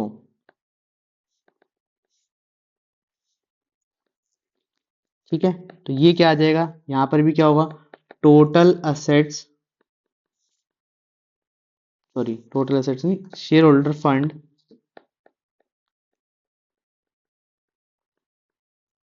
फंड्स डिवाइड में टोटल असेट्स, ये बन गया, ठीक है। फोर्थ, इन ट्रस्ट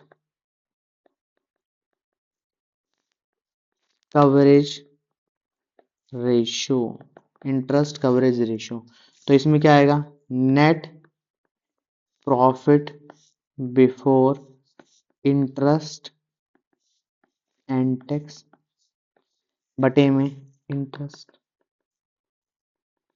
ये आ जाएगा। ठीक है, ये चीज बन जाएगी यहाँ से। समझ आ गई बात, चीजें समझ आ गई। ठीक है, इतनी बात यहाँ से ये चीज बन गई। तो ये दो रेशो थे हमारे, ये दो रेशो थे। अब थर्ड रेशो जो आता है, थर्ड रेशो को याद रखो। थर्ड रेशो का नाम है, जो सेकंड मोस्ट इंपॉर्टेंट है, इसमें से भी क्वेश्चन आता है, activity ratio. Activity ratio, activity ratio का सबसे पहला फॉर्मूला जो बनता है वो बनता है स्टॉक टर्न ओवर रेशो, या हम इसको एक और नाम देते हैं इन्वेंट्री टर्नओवर रेशो। इन्वेंट्री, मैं लिख देता हूं यहाँ पर, इन्वेंट्री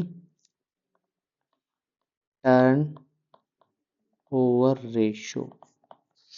इन्वेंट्री टर्नओवर रेशो, इसका फॉर्मूला क्या बनेगा, cost of revenue from operation. देखो बुक में लिखे हुए हैं फॉर्मूले, मगर इन फॉर्मूले में कुछ ना कुछ फर्क तो होगा ना। इस वीडियो में जो फॉर्मूले कराए जा रहे हैं उसमें कुछ ना कुछ तो फर्क होगा ना। तो ये चीज ध्यान रखो, एवरेज स्टॉक या एवरेज इन्वेंट्री बोलते हैं। ठीक है, काफी बार इसमें सेल्स का भी इस्तेमाल हो जाता है, तो यहाँ पे सेल्स भी डाल देते हैं।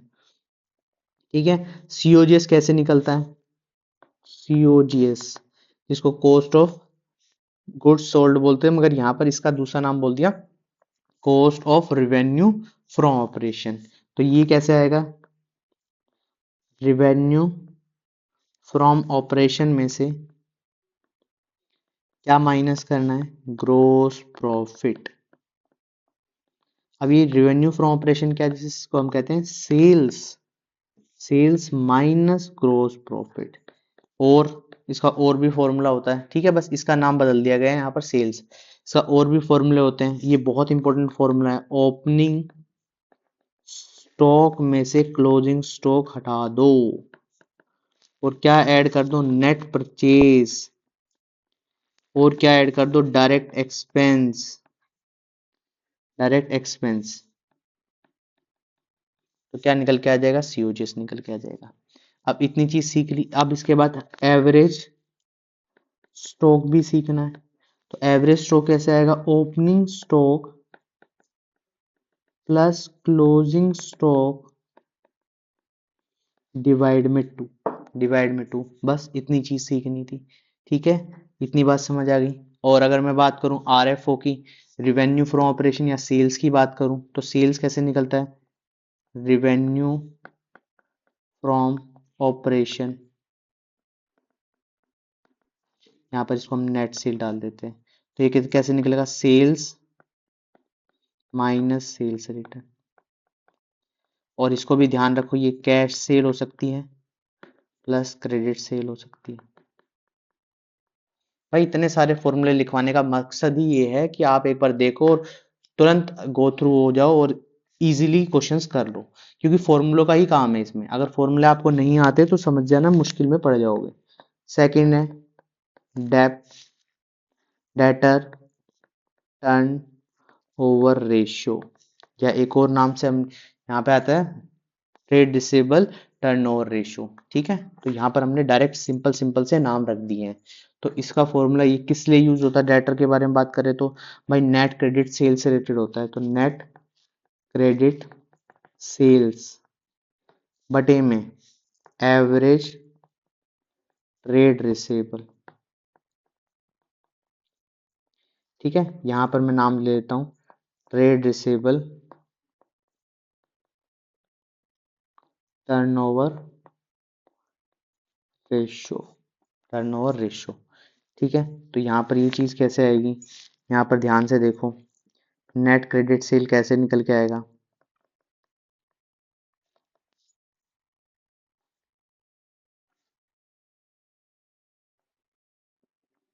इक्वल टू रिवेन्यू, या कह सकते हैं सेल्स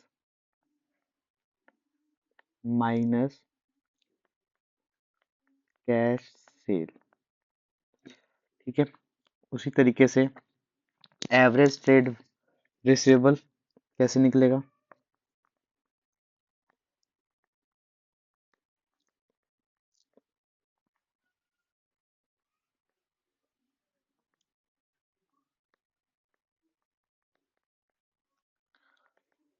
इसको निकालने के लिए क्या करना होता है? Average debtor plus average B R, bills receive. अब एक अकेले को कैसे निकालते हैं? Opening debtor plus closing debtor divide में 2। ठीक है, इसी तरीके से इसका भी निकल के आ जाएगा। Opening B R plus closing debtor divide में 2। इतनी चीज समझ आ गई? तो ये यहाँ तक ये चीजें इस तरीके से निकलेंगी। ठीक है, अब नेक्स्ट आता है थर्ड। इसमें आता है average collection period. Average collection period. अब ये कैसे निकलता है? देखो, कलेक्शन पीरियड है तो कलेक्शन पीरियड किस तरीके से होगा कि भाई जिसके अंदर 365 दिन में से किसी दिन निकाल सकते हैं, या 52 में से, या 12 में से।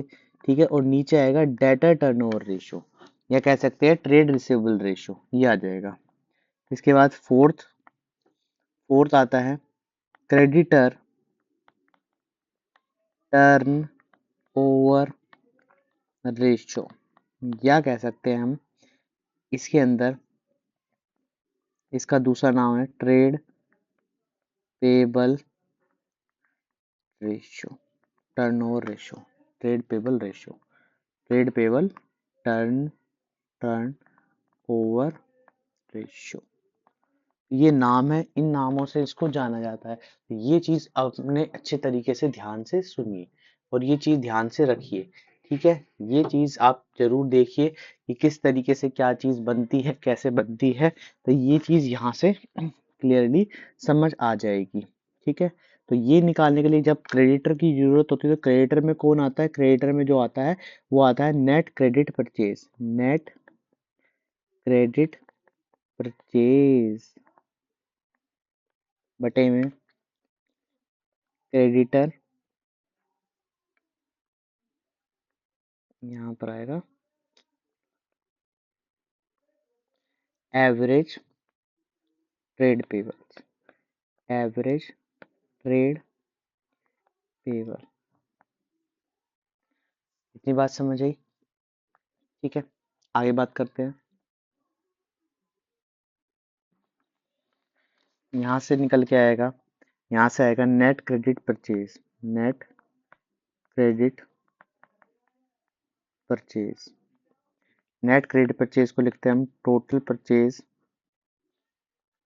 Minus cash purchase minus purchase return.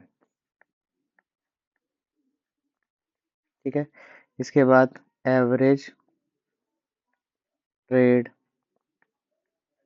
Payable. ये आता है average creditor plus average bills payable. ठीक है, और एवरेज कैसे निकालते, कभी भी किसी का निकालना हो तो ओपनिंग प्लस क्लोजिंग, जो भी नाम है इन दोनों का मैंने एक साथ लिख दिया डिवाइड में 2। ठीक है, इस तरीके से हम क्वेश्चन को सॉल्व कर पाएंगे। उम्मीद करता हूँ आपको चीज़ें समझ आ रही होंगी। अब बात करते हैं फिफ्थ रेशो की। फिफ्थ जो इसमें रेशो है उसको कहते हैं हम एवरेज पेमेंट पेमेंट रेशो। अब ये कैसे कैलकुलेट होती है? तो ये कैलकुलेट करने का तरीका क्या है? Net credit, sorry net credit purchase नहीं, 365 पेमेंट है ना, तो 365 slash 52 slash 12 by creditor turnover ratio. जो रेशो आएगी उसको इस तरीके से डिवाइड कर देना है। सिक्स्थ इसमें आता है सिक्स्थ इसमें आता है वर्किंग कैपिटल टर्नओवर रेशियो। तो इसको निकालने के लिए क्या करना होता है, सेल्स या COGS बटे में वर्किंग कैपिटल। अब सेल्स के फॉर्मूले आपको पता है, ठीक है, वर्किंग कैपिटल के भी पता है, मगर वर्किंग कैपिटल का मैं लिख देता हूँ, वर्किंग कैपिटल इक्वल टू में current assets minus current liability. ये हमने पहले भी पढ़ा है, ठीक है, यहाँ तक चीज समझ आ गई। अब देखो नई जो फोर्थ रेशियो जो थी वो हमारी डी के नाम से लिखते हैं, इसे कहते हैं प्रॉफिटेबिलिटी रेशियो। अब इसमें कौन कौन हिस्सेदार हैं उसके नाम लिखते हैं। सबसे पहले आता है ग्रोस प्रॉफिट रेशियो। तो इसका आएगा ग्रोस प्रॉफिट डिवाइड में रिवेन्यू फ्रॉम ऑपरेशन इंटू 100। और इसको समझते हो ना, इसको क्या कहते हैं हम, सेल्स कहते हैं। ये नाम से ध्यान से रखना।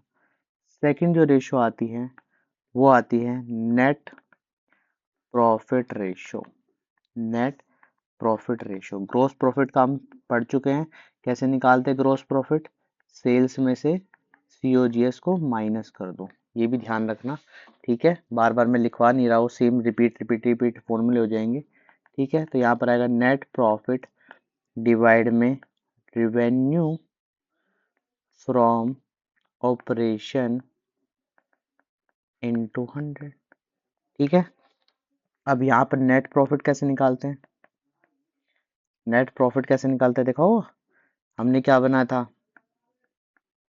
P&L अकाउंट बनाया था, यहाँ पर ग्रोस प्रॉफिट आता था, यहाँ कुछ एक्सपेंस आते थे, यहाँ कुछ इनकम आती थी, और यहाँ पर निकल के आता था नेट प्रॉफिट, इस तरीके से। तो यही वो चीज़ है, ठीक है। तो यहाँ पर आया gross profit minus indirect expenses plus any income. Third third ratio इसमें जो है वो है ऑपरेटिंग रेशियो। ऑपरेटिंग रेशियो तो इसमें क्या आएगा, cost of revenue from operation plus, ये cost of revenue from operation है, मैंने यहाँ पर शॉर्ट फॉर्म लिख दिया, प्लस ऑपरेटिंग एक्सपेंसेस डिवाइड में रिवेन्यू फ्रॉम ऑपरेशन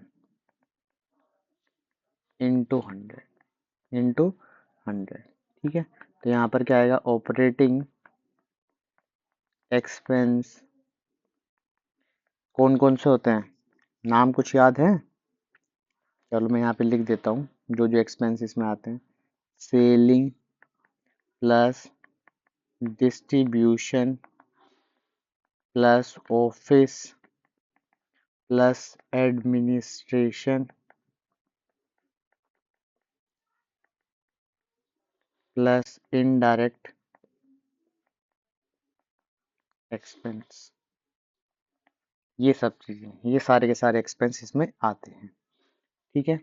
इसके बाद फोर्थ रेशियो जो आता है वो operating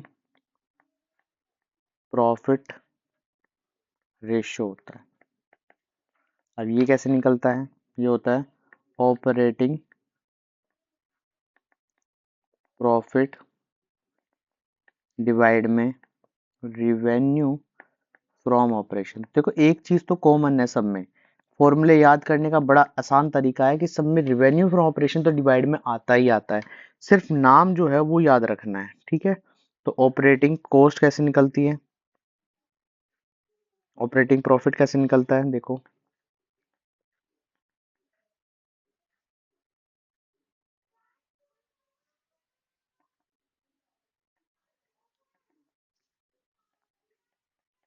cost of revenue from operation plus operating expense.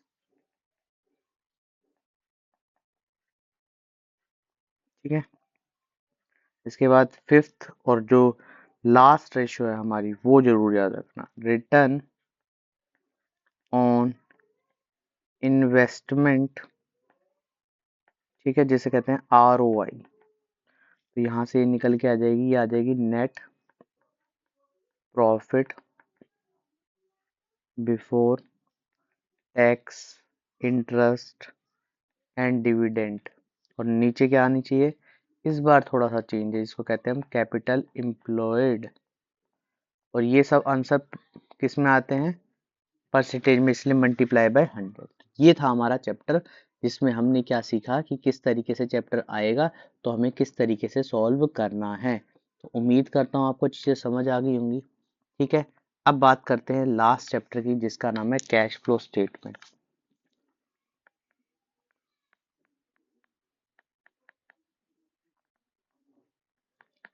Cash flow statement, सबसे पहले इसके फॉर्मेट की बात करते हैं, फिर इसके आगे बढ़ते हैं क्या क्या चीज़ें इसमें आने वाली हैं। और जो मैं बता रहा हूँ सिर्फ उतनी चीज़ें करके जाना, बहुत ज़्यादा हो जाएंगी, इसमें से ही चीज़ें बन के निकलेंगी।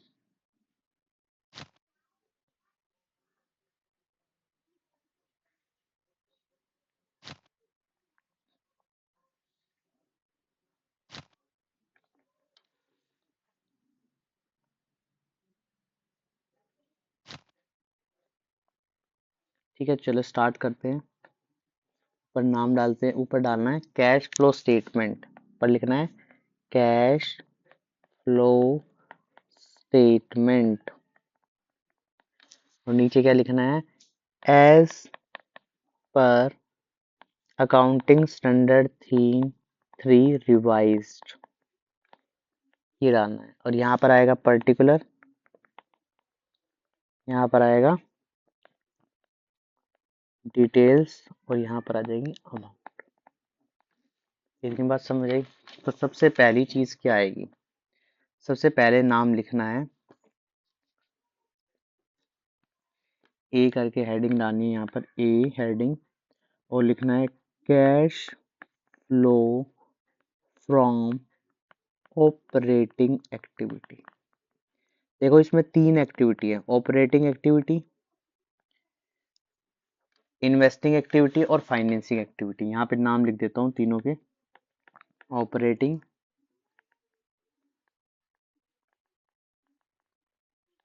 इन्वेस्टिंग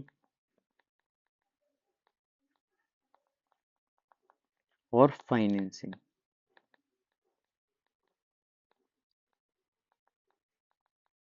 ठीक है, ये तीनों एक्टिविटी है और इन तीनों से रिलेटेड ही फॉर्मेट आता है। जो फॉर्मेट लिखवा रहा हूँ इससे बाहर कोई भी आइटम्स नहीं आएंगी। तो सभी चीजें यहाँ से देखकर नोट डाउन कर लेनी है और याद कर लेनी कौन सी चीज कहाँ पर आएगी। सबसे पहला आता है नेट प्रॉफिट। नेट प्रॉफिट हमेशा करंट ईयर में से प्रीवियस ईयर माइनस करो तो अमाउंट आ जाएगी। इसके बाद प्लस करते हैं तो इसमें आता है ट्रांसफर टू रिजर्व। ठीक है, इसको भी क्या से निकालते हैं, current year minus previous year. इसके बाद प्लस करोगे तो आएगा प्रोविजन फॉर टैक्स, जो करंट ईयर का होता है। फिर इसके बाद फिर दोबारा से प्लस करोगे कुछ चीज तो इसको कहते हैं प्रपोज डिविडेंड। प्रपोज डिविडेंड ये भी कौन सा आता है, करंट ईयर का आता है। ठीक है, तो यहाँ से एक आंसर निकल के आता है जिसको हम कहते हैं नेट प्रॉफिट बिफोर टैक्स, ये आ जाएगा यहाँ पर। इतनी बात समझ आ गई। इतनी चीज आने के बाद हम क्या करते हैं, इसमें ऐड करते हैं और यहाँ पर लिखते हैं नॉन ऑपरेटिंग एक्सपेंसेस या फिर नॉन कैश, इतनी चीज लिखते हैं। इसमें और क्या क्या चीजें आ सकती हैं, इसमें आता है गुडविल, ये गुडविल है, गुडविल रिटर्न ऑफ। अब गुडविल रिटर्न ऑफ का मतलब क्या है कि भाई जब गुडविल की वैल्यू डिक्रीज हो रही है, डिक्रीज हो रही है, मगर यहाँ पर ये डिक्रीज का मतलब ये नहीं है कि डिक्रीज, सिर्फ डिक्रीज शो कर रहा है कि जब डिक्रीज हो रही है, मगर यहाँ पर ये चीज प्लस होगी, यहाँ पर ये चीज किस में लिखी जाएगी, प्लस प्लस में लिखी जाएगी। इतनी बात समझ आई? ठीक है। उसके बाद नेक्स्ट आता है depreciation. Depreciation on fix assets. ठीक है, ये भी प्लस होगा। अच्छा, ये दोनों चीजें कहाँ पर मिलेंगी, हमें असेट साइड मिलेंगी। इतनी भी बात ध्यान रखना। देखो कितनी चीज बताई जा रही है यहाँ पर। इसके बाद आता है इंटरेस्ट पेड। इंटरेस्ट पेड ये भी प्लस होगा। इसके बाद नेक्स्ट आता है loss on sale of fixed assets. ठीक है, स्लैश इन्वेस्टमेंट। इन्वेस्टमेंट ये भी दोनों आइटम क्या होती हैं, प्लस होती हैं। ये दोनों आइटम भी क्या होती हैं, प्लस होती है। इतनी बात समझ आ गई? उसके बाद लेस करके लिखना है नॉन ऑपरेटिंग इनकम। अब नॉन ऑपरेटिंग इनकम कौन सी है, इनकम कौन सी है? अच्छा, ये दोनों चीजें एडजस्टमेंट में मिलेगी। इतना भी हिंट मैंने दे दिया है। ठीक है। इसके बाद नॉन ऑपरेटिंग एक्सपेंस जो माइनस होने हैं, तो प्रॉफिट ऑन सेल। तो देखो बिल्कुल अपोजिट है। अगर ऊपर वाली चीज याद है तो यहाँ से चीज समझ आ जाएगी, फिक्स असेट्स या इन्वेस्टमेंट पे। ठीक है। नेक्स्ट कौन सा है, देखो यहाँ पर पेड था तो यहाँ पर रिसीव्ड आ जाएगा। इंटरेस्ट स्लैश डिविडेंड रिसीव्ड, ये भी माइनस, ये भी माइनस। इतनी बात समझ आई? इसके बाद और क्या क्या चीज, एक्सेस डेप्रिसिएशन, ये भी माइनस। तो देखो जो चीज हमने ऊपर पढ़ी है उसका बिल्कुल ही अपोजिट चीज आ रही है। तो ये चीज ध्यान रखना कि ये सारी चीजें आती हैं। इतनी बात समझ आ गई? ठीक है। इसके बाद यहाँ से एक आंसर निकल के आएगा जिसको कहेंगे अब operating profit before working capital. ठीक है। अब वर्किंग कैपिटल में क्या क्या चीजें थी, याद हो तो थोड़ी सी। हमने दो चीजें यूज की थी, current assets minus current liability. तो यहाँ पर इंक्रीज इन करंट लायबिलिटी जुड़ जाएगी और डिक्रीज इन करंट एसेट्स हो जाएगा प्लस। माइनस क्या होगा, उससे opposite, decrease in current liability and increase in current assets. ठीक है। इतनी बात समझ आ गई? अब यहां से जो आंसर निकल कर आएगा वो आएगा cash generated from operating activity. ठीक है, एक्टिविटीज। तो यहाँ पर क्या क्या चीजें माइनस होगी, इसमें से क्या माइनस होगा, इसमें से लेस हो जाएगा प्रोविजन फॉर टैक्स। ये माइनस माइनस, ये प्लस प्लस, ये माइनस माइनस। यहाँ पर एक आंसर आएगा, उसमें से माइनस करना ही, और लास्ट में जो निकल कर आएगा वो निकल के आएगा कैश फ्लो। अगर प्लस का आंसर आता कैश फ्लो, अदरवाइज क्या आएगा, slash used in operating activity. बस ये आंसर होगा, फाइनल आंसर। तो इस तरीके से निकालना है। अब इतना तो आ गया। अब दो एक्टिविटी और है जिसको हम सीखते हैं। तो यहाँ पर दोबारा से एक फॉर्मेट बनाते हैं नेक्स्ट पेज के लिए।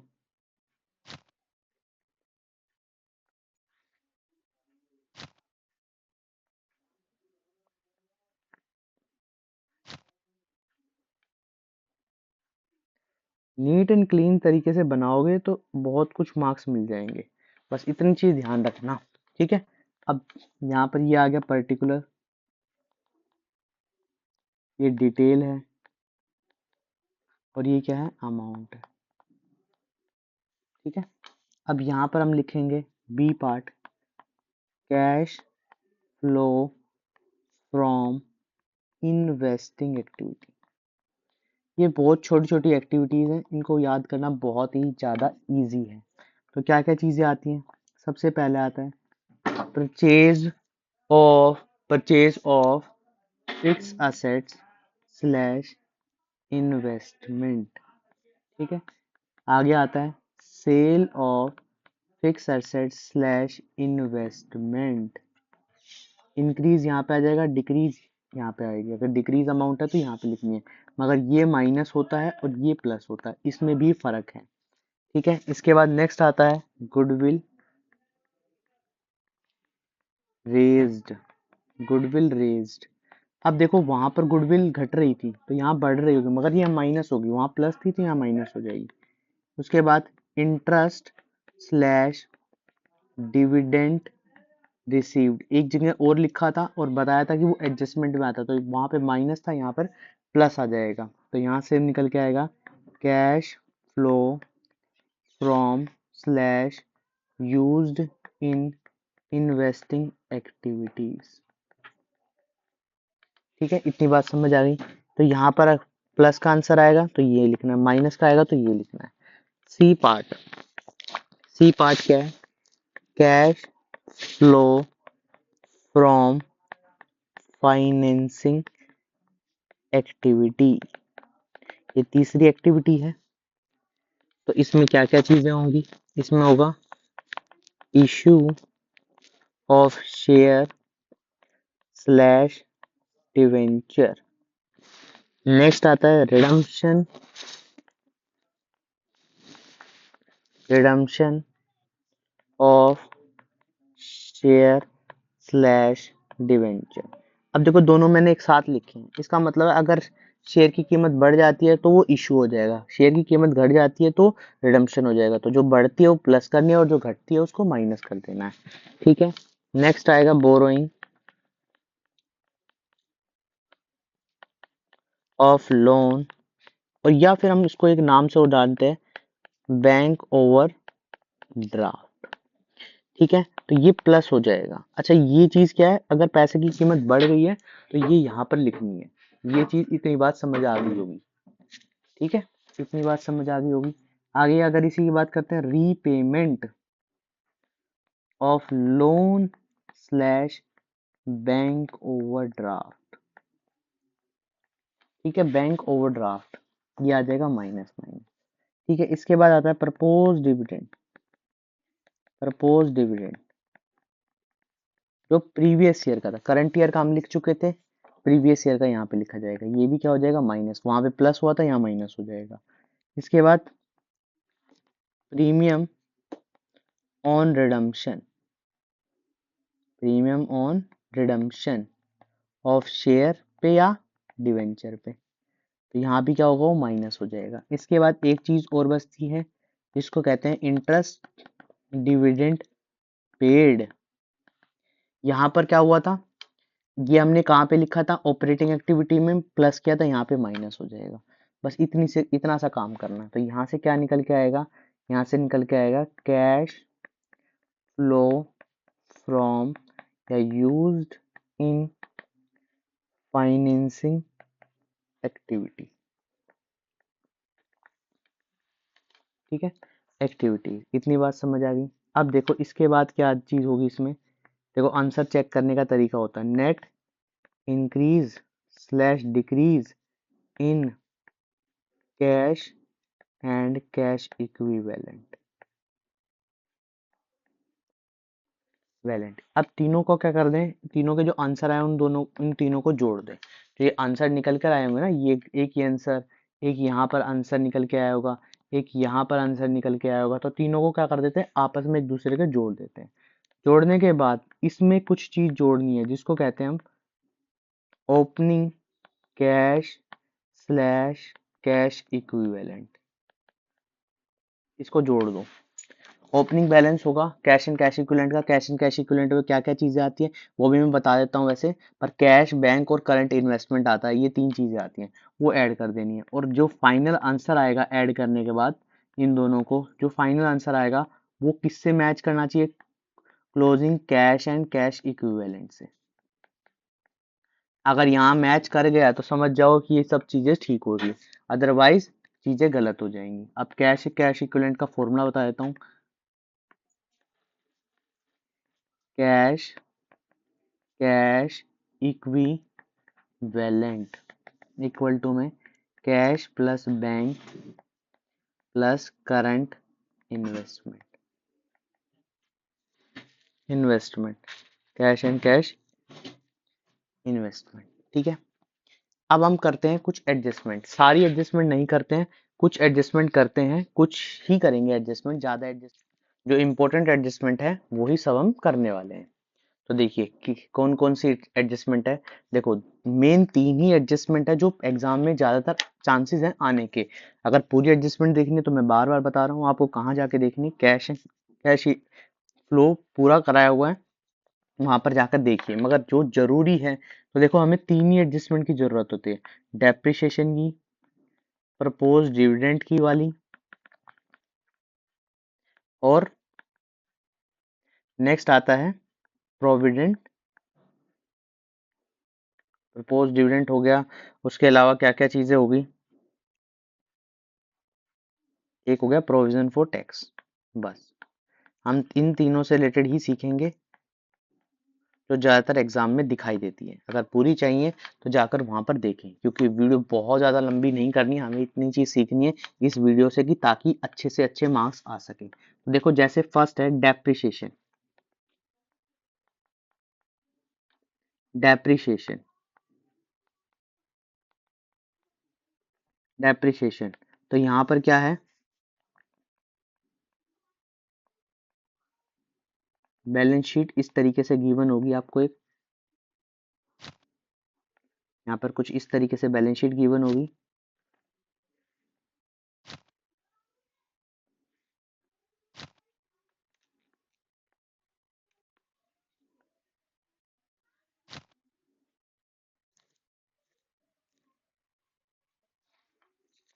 बैलेंस शीट गिवन होगी यहाँ पर, ये असेट साइड इंफॉर्मेशन गिवन है, assets previous year current year. तो यहाँ पर क्या आएगा, मशीनरी, मशीनरी 50,000 और 80,000। ठीक है, और यहाँ पर क्वेश्चन में क्या गिवन है, नीचे इंफॉर्मेशन गिवन है, डेप्रिसिएशन चार्ज्ड ऑन मशीनरी। देखो बता सभी इंफॉर्मेशन दूंगा इसमें मैं, मगर पूरी तरीके से बार बार फॉर्मेट नहीं बनाने वाला। During the year rupees 15,000। तो यहाँ पर इस तरीके से डेप्रिसिएशन गिवन होगा, डेप्रिसिएशन गिवन होगा। ठीक है, तो कैसे सॉल्व करना है, कैसे हम तरीके से डेप्रिसिएशन को सॉल्व करें, तो यहाँ पर क्या बनाना है, एक मशीनरी अकाउंट बनाना है। या 6 नंबर में आने वाला है, 6 नंबर में क्या क्या चीजें दे देंगे, एडजस्टमेंट इतनी बड़ी थोड़ी देंगे। ये आपको थोड़ी सी नॉलेज होनी चाहिए कि एग्जामिनर इस तरीके से एग्जाम बनाता है ताकि आपको सॉल्व कर पाओ, ऐसा एग्जाम नहीं बनाता जिससे आप सॉल्व ही ना कर पाओ। ठीक है, तो यहाँ पर ये चीज इस तरीके से है। तो यहाँ पर मशीनरी अकाउंट है, यहाँ पर ये पर्टिकुलर अमाउंट, पर्टिकुलर अमाउंट। ठीक है, तो पर्टिकुलर अमाउंट, पर्टिकुलर, तो यहाँ पर सबसे पहले क्या लिखना है, टू बैलेंस बीडी, यहाँ पे लिखना है टू बैलेंस सीडी। ये क्या होगा, प्रीवियस ईयर का बैलेंस होगा। ये क्या होगा, करंट ईयर का बैलेंस होगा। ये करंट ईयर है। तो यहाँ पर कितना लिखना है, 50,000, यहाँ पर लिखना है 80,000, और यहाँ पर आ जाएगा डेप्रिसिएशन बाय डेप्रिसिएशन, यहाँ पर आ जाएगा 15,000। इनको माइनस करोगे तो यहाँ से एक बैंक निकल के आएगा, तो 80 50 यहाँ पर आ जाएगा 45,000। अब बैंक का मतलब परचेज है, परचेज कहाँ पे जाती है ये सब आपको पता है, डेप्रिसिएशन कहाँ पे जाता है ये सब आपको पता है। पर इन केस अगर यहाँ पर और इन्फॉर्मेशन गिवन होती, चलो एक एडजस्टमेंट मैं यहाँ पे साथ में लिख देता हूँ, एक एडजस्टमेंट और ऐड कर देता हूँ यहाँ पर। अगर बोलता कि a part of machinery, a part of machinery, machinery costing ₹15,000 और accumulated depreciation 3,000 was sold for ₹10,000। तो यहाँ पर देखो बाय बैंक के नाम से, दूसरा पेन का यूज करते हैं, बाय बैंक के नाम से 15,000 10,000 लिखना पड़ता, और accumulated depreciation, ये depreciation अब बदल के कितना हो जाता, 3,000 हो जाता, 3,000 हो जाता। अब देखो 10 और 13, तो 2,000 रुपए का लॉस लिखते हैं, तो बाय पीएनएल के नाम से लॉस लिखते हैं। अब लॉस सबको पता है कि लॉस कहाँ पे जाता है, बैंक पता है कहाँ पे जाता है, बैंक का मतलब होगा ये सेल, तो सेल कहाँ पे जाती है ये सबको पता है इन्वेस्टमेंट में। तो इस तरीके से इसमें सॉल्व हो जाता है। तो इस तरीके से एडजस्टमेंट याद रखनी है। ये होगी एडजस्टमेंट नंबर 1। ठीक है, यही ऐसी आएगी, इससे अलावा कुछ नहीं आएगा। प्रोविजन फॉर टैक्स, देखो अगर एक बार ऊपर लिखा है तो हमें पता है कि कहाँ पे जाना है, नीचे एडजस्टमेंट में आए सिर्फ और ऊपर ना आए इंफॉर्मेशन, तो भी सेम ट्रीटमेंट करना है, तो भी सेम ट्रीटमेंट करना है। मगर in case in case in case नीचे भी है, मतलब बैलेंस शीट में भी लिखा है,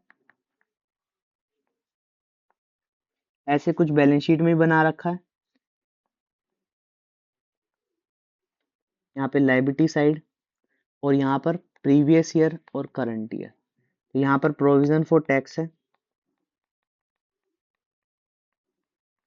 प्रोविजन फॉर टैक्स है, और यहाँ पर गिवन है 6000 और 8000, और नीचे भी बोल रखा है tax paid during the year, during the year ₹5000। तो क्या करना है, एक अकाउंट बनाना है इस तरीके से,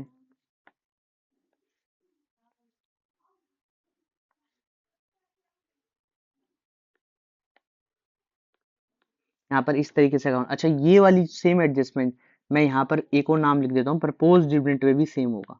क्यों बार बार हम रिपीट करें, प्रपोज डिविडेंड में भी सेम होगा, प्रपोज डिविडेंड में भी सेम होगा। तो यहाँ पर क्या आ जाएगा, प्रोविजन फॉर टैक्स, ठीक है, प्रोविजन फॉर टैक्स। तो यहाँ पर आएगा बाय बैलेंस, यहाँ पर पर्टिकुलर अमाउंट, पर्टिकुलर अमाउंट, यहाँ पर आएगा बाय बैलेंस BD 6000, ठीक है, यहाँ पर आएगा टू बैलेंस CD 8000। इतनी बात समझ आ गई। अब देखो यहाँ पर क्या बोला हुआ है, यहाँ पर अगर पेड बोल दे, पेड बोल दे तो ये चीज यहाँ पर लिख देना टू कैश के नाम से, कितनी 5000। अगर यहाँ पर मेड बोल देता तो जो आंसर आता वो उसकी जगह पे लिखना होता, क्या लिखना होता, बाय पेनल के नाम से, कितना 7000, जैसे यह आंसर, ठीक है। बस इतना सा काम करना है। तो यहाँ पर आ जाएगा 13000, 13000।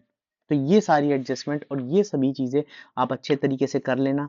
एक इंटरेस्ट की ओर देख लेना, अगर इंटरेस्ट चीजों आएगा तो इंटरेस्ट कैलकुलेट कर लेना। इंटरेस्ट कैसे कैलकुलेट करना है वही सब चीजें लगानी है, कुछ भी नहीं लगाना। प्रीवियस ईयर इनटू में लिख देता हूँ इंटरेस्ट के लिए, previous year into rate upon 100, ठीक है। ये सब तो उम्मीद करता हूँ चीजें समझ आ जाएंगी, ठीक है। तो आज के लिए इतना ही रखते हैं, इसमें सब चीजें इंक्लूड हैं, सारी की सारी वीडियोस जो है, पूरी वीडियो में सब चीजें मैंने आपको करा दी है। एडजस्टमेंट जो इंपॉर्टेंट थी वही मैंने आपको कराई है, इससे ज्यादा करने की जरूरत नहीं है। इतना सब देख के जाओ जो एग्जाम के लिए अच्छी तरीके से है। तो उम्मीद करता हूँ आप चीजों को शेयर करेंगे, लाइक करेंगे, ये सब चीजें आप करके जाओ, इससे ज्यादा कुछ भी नहीं आएगा।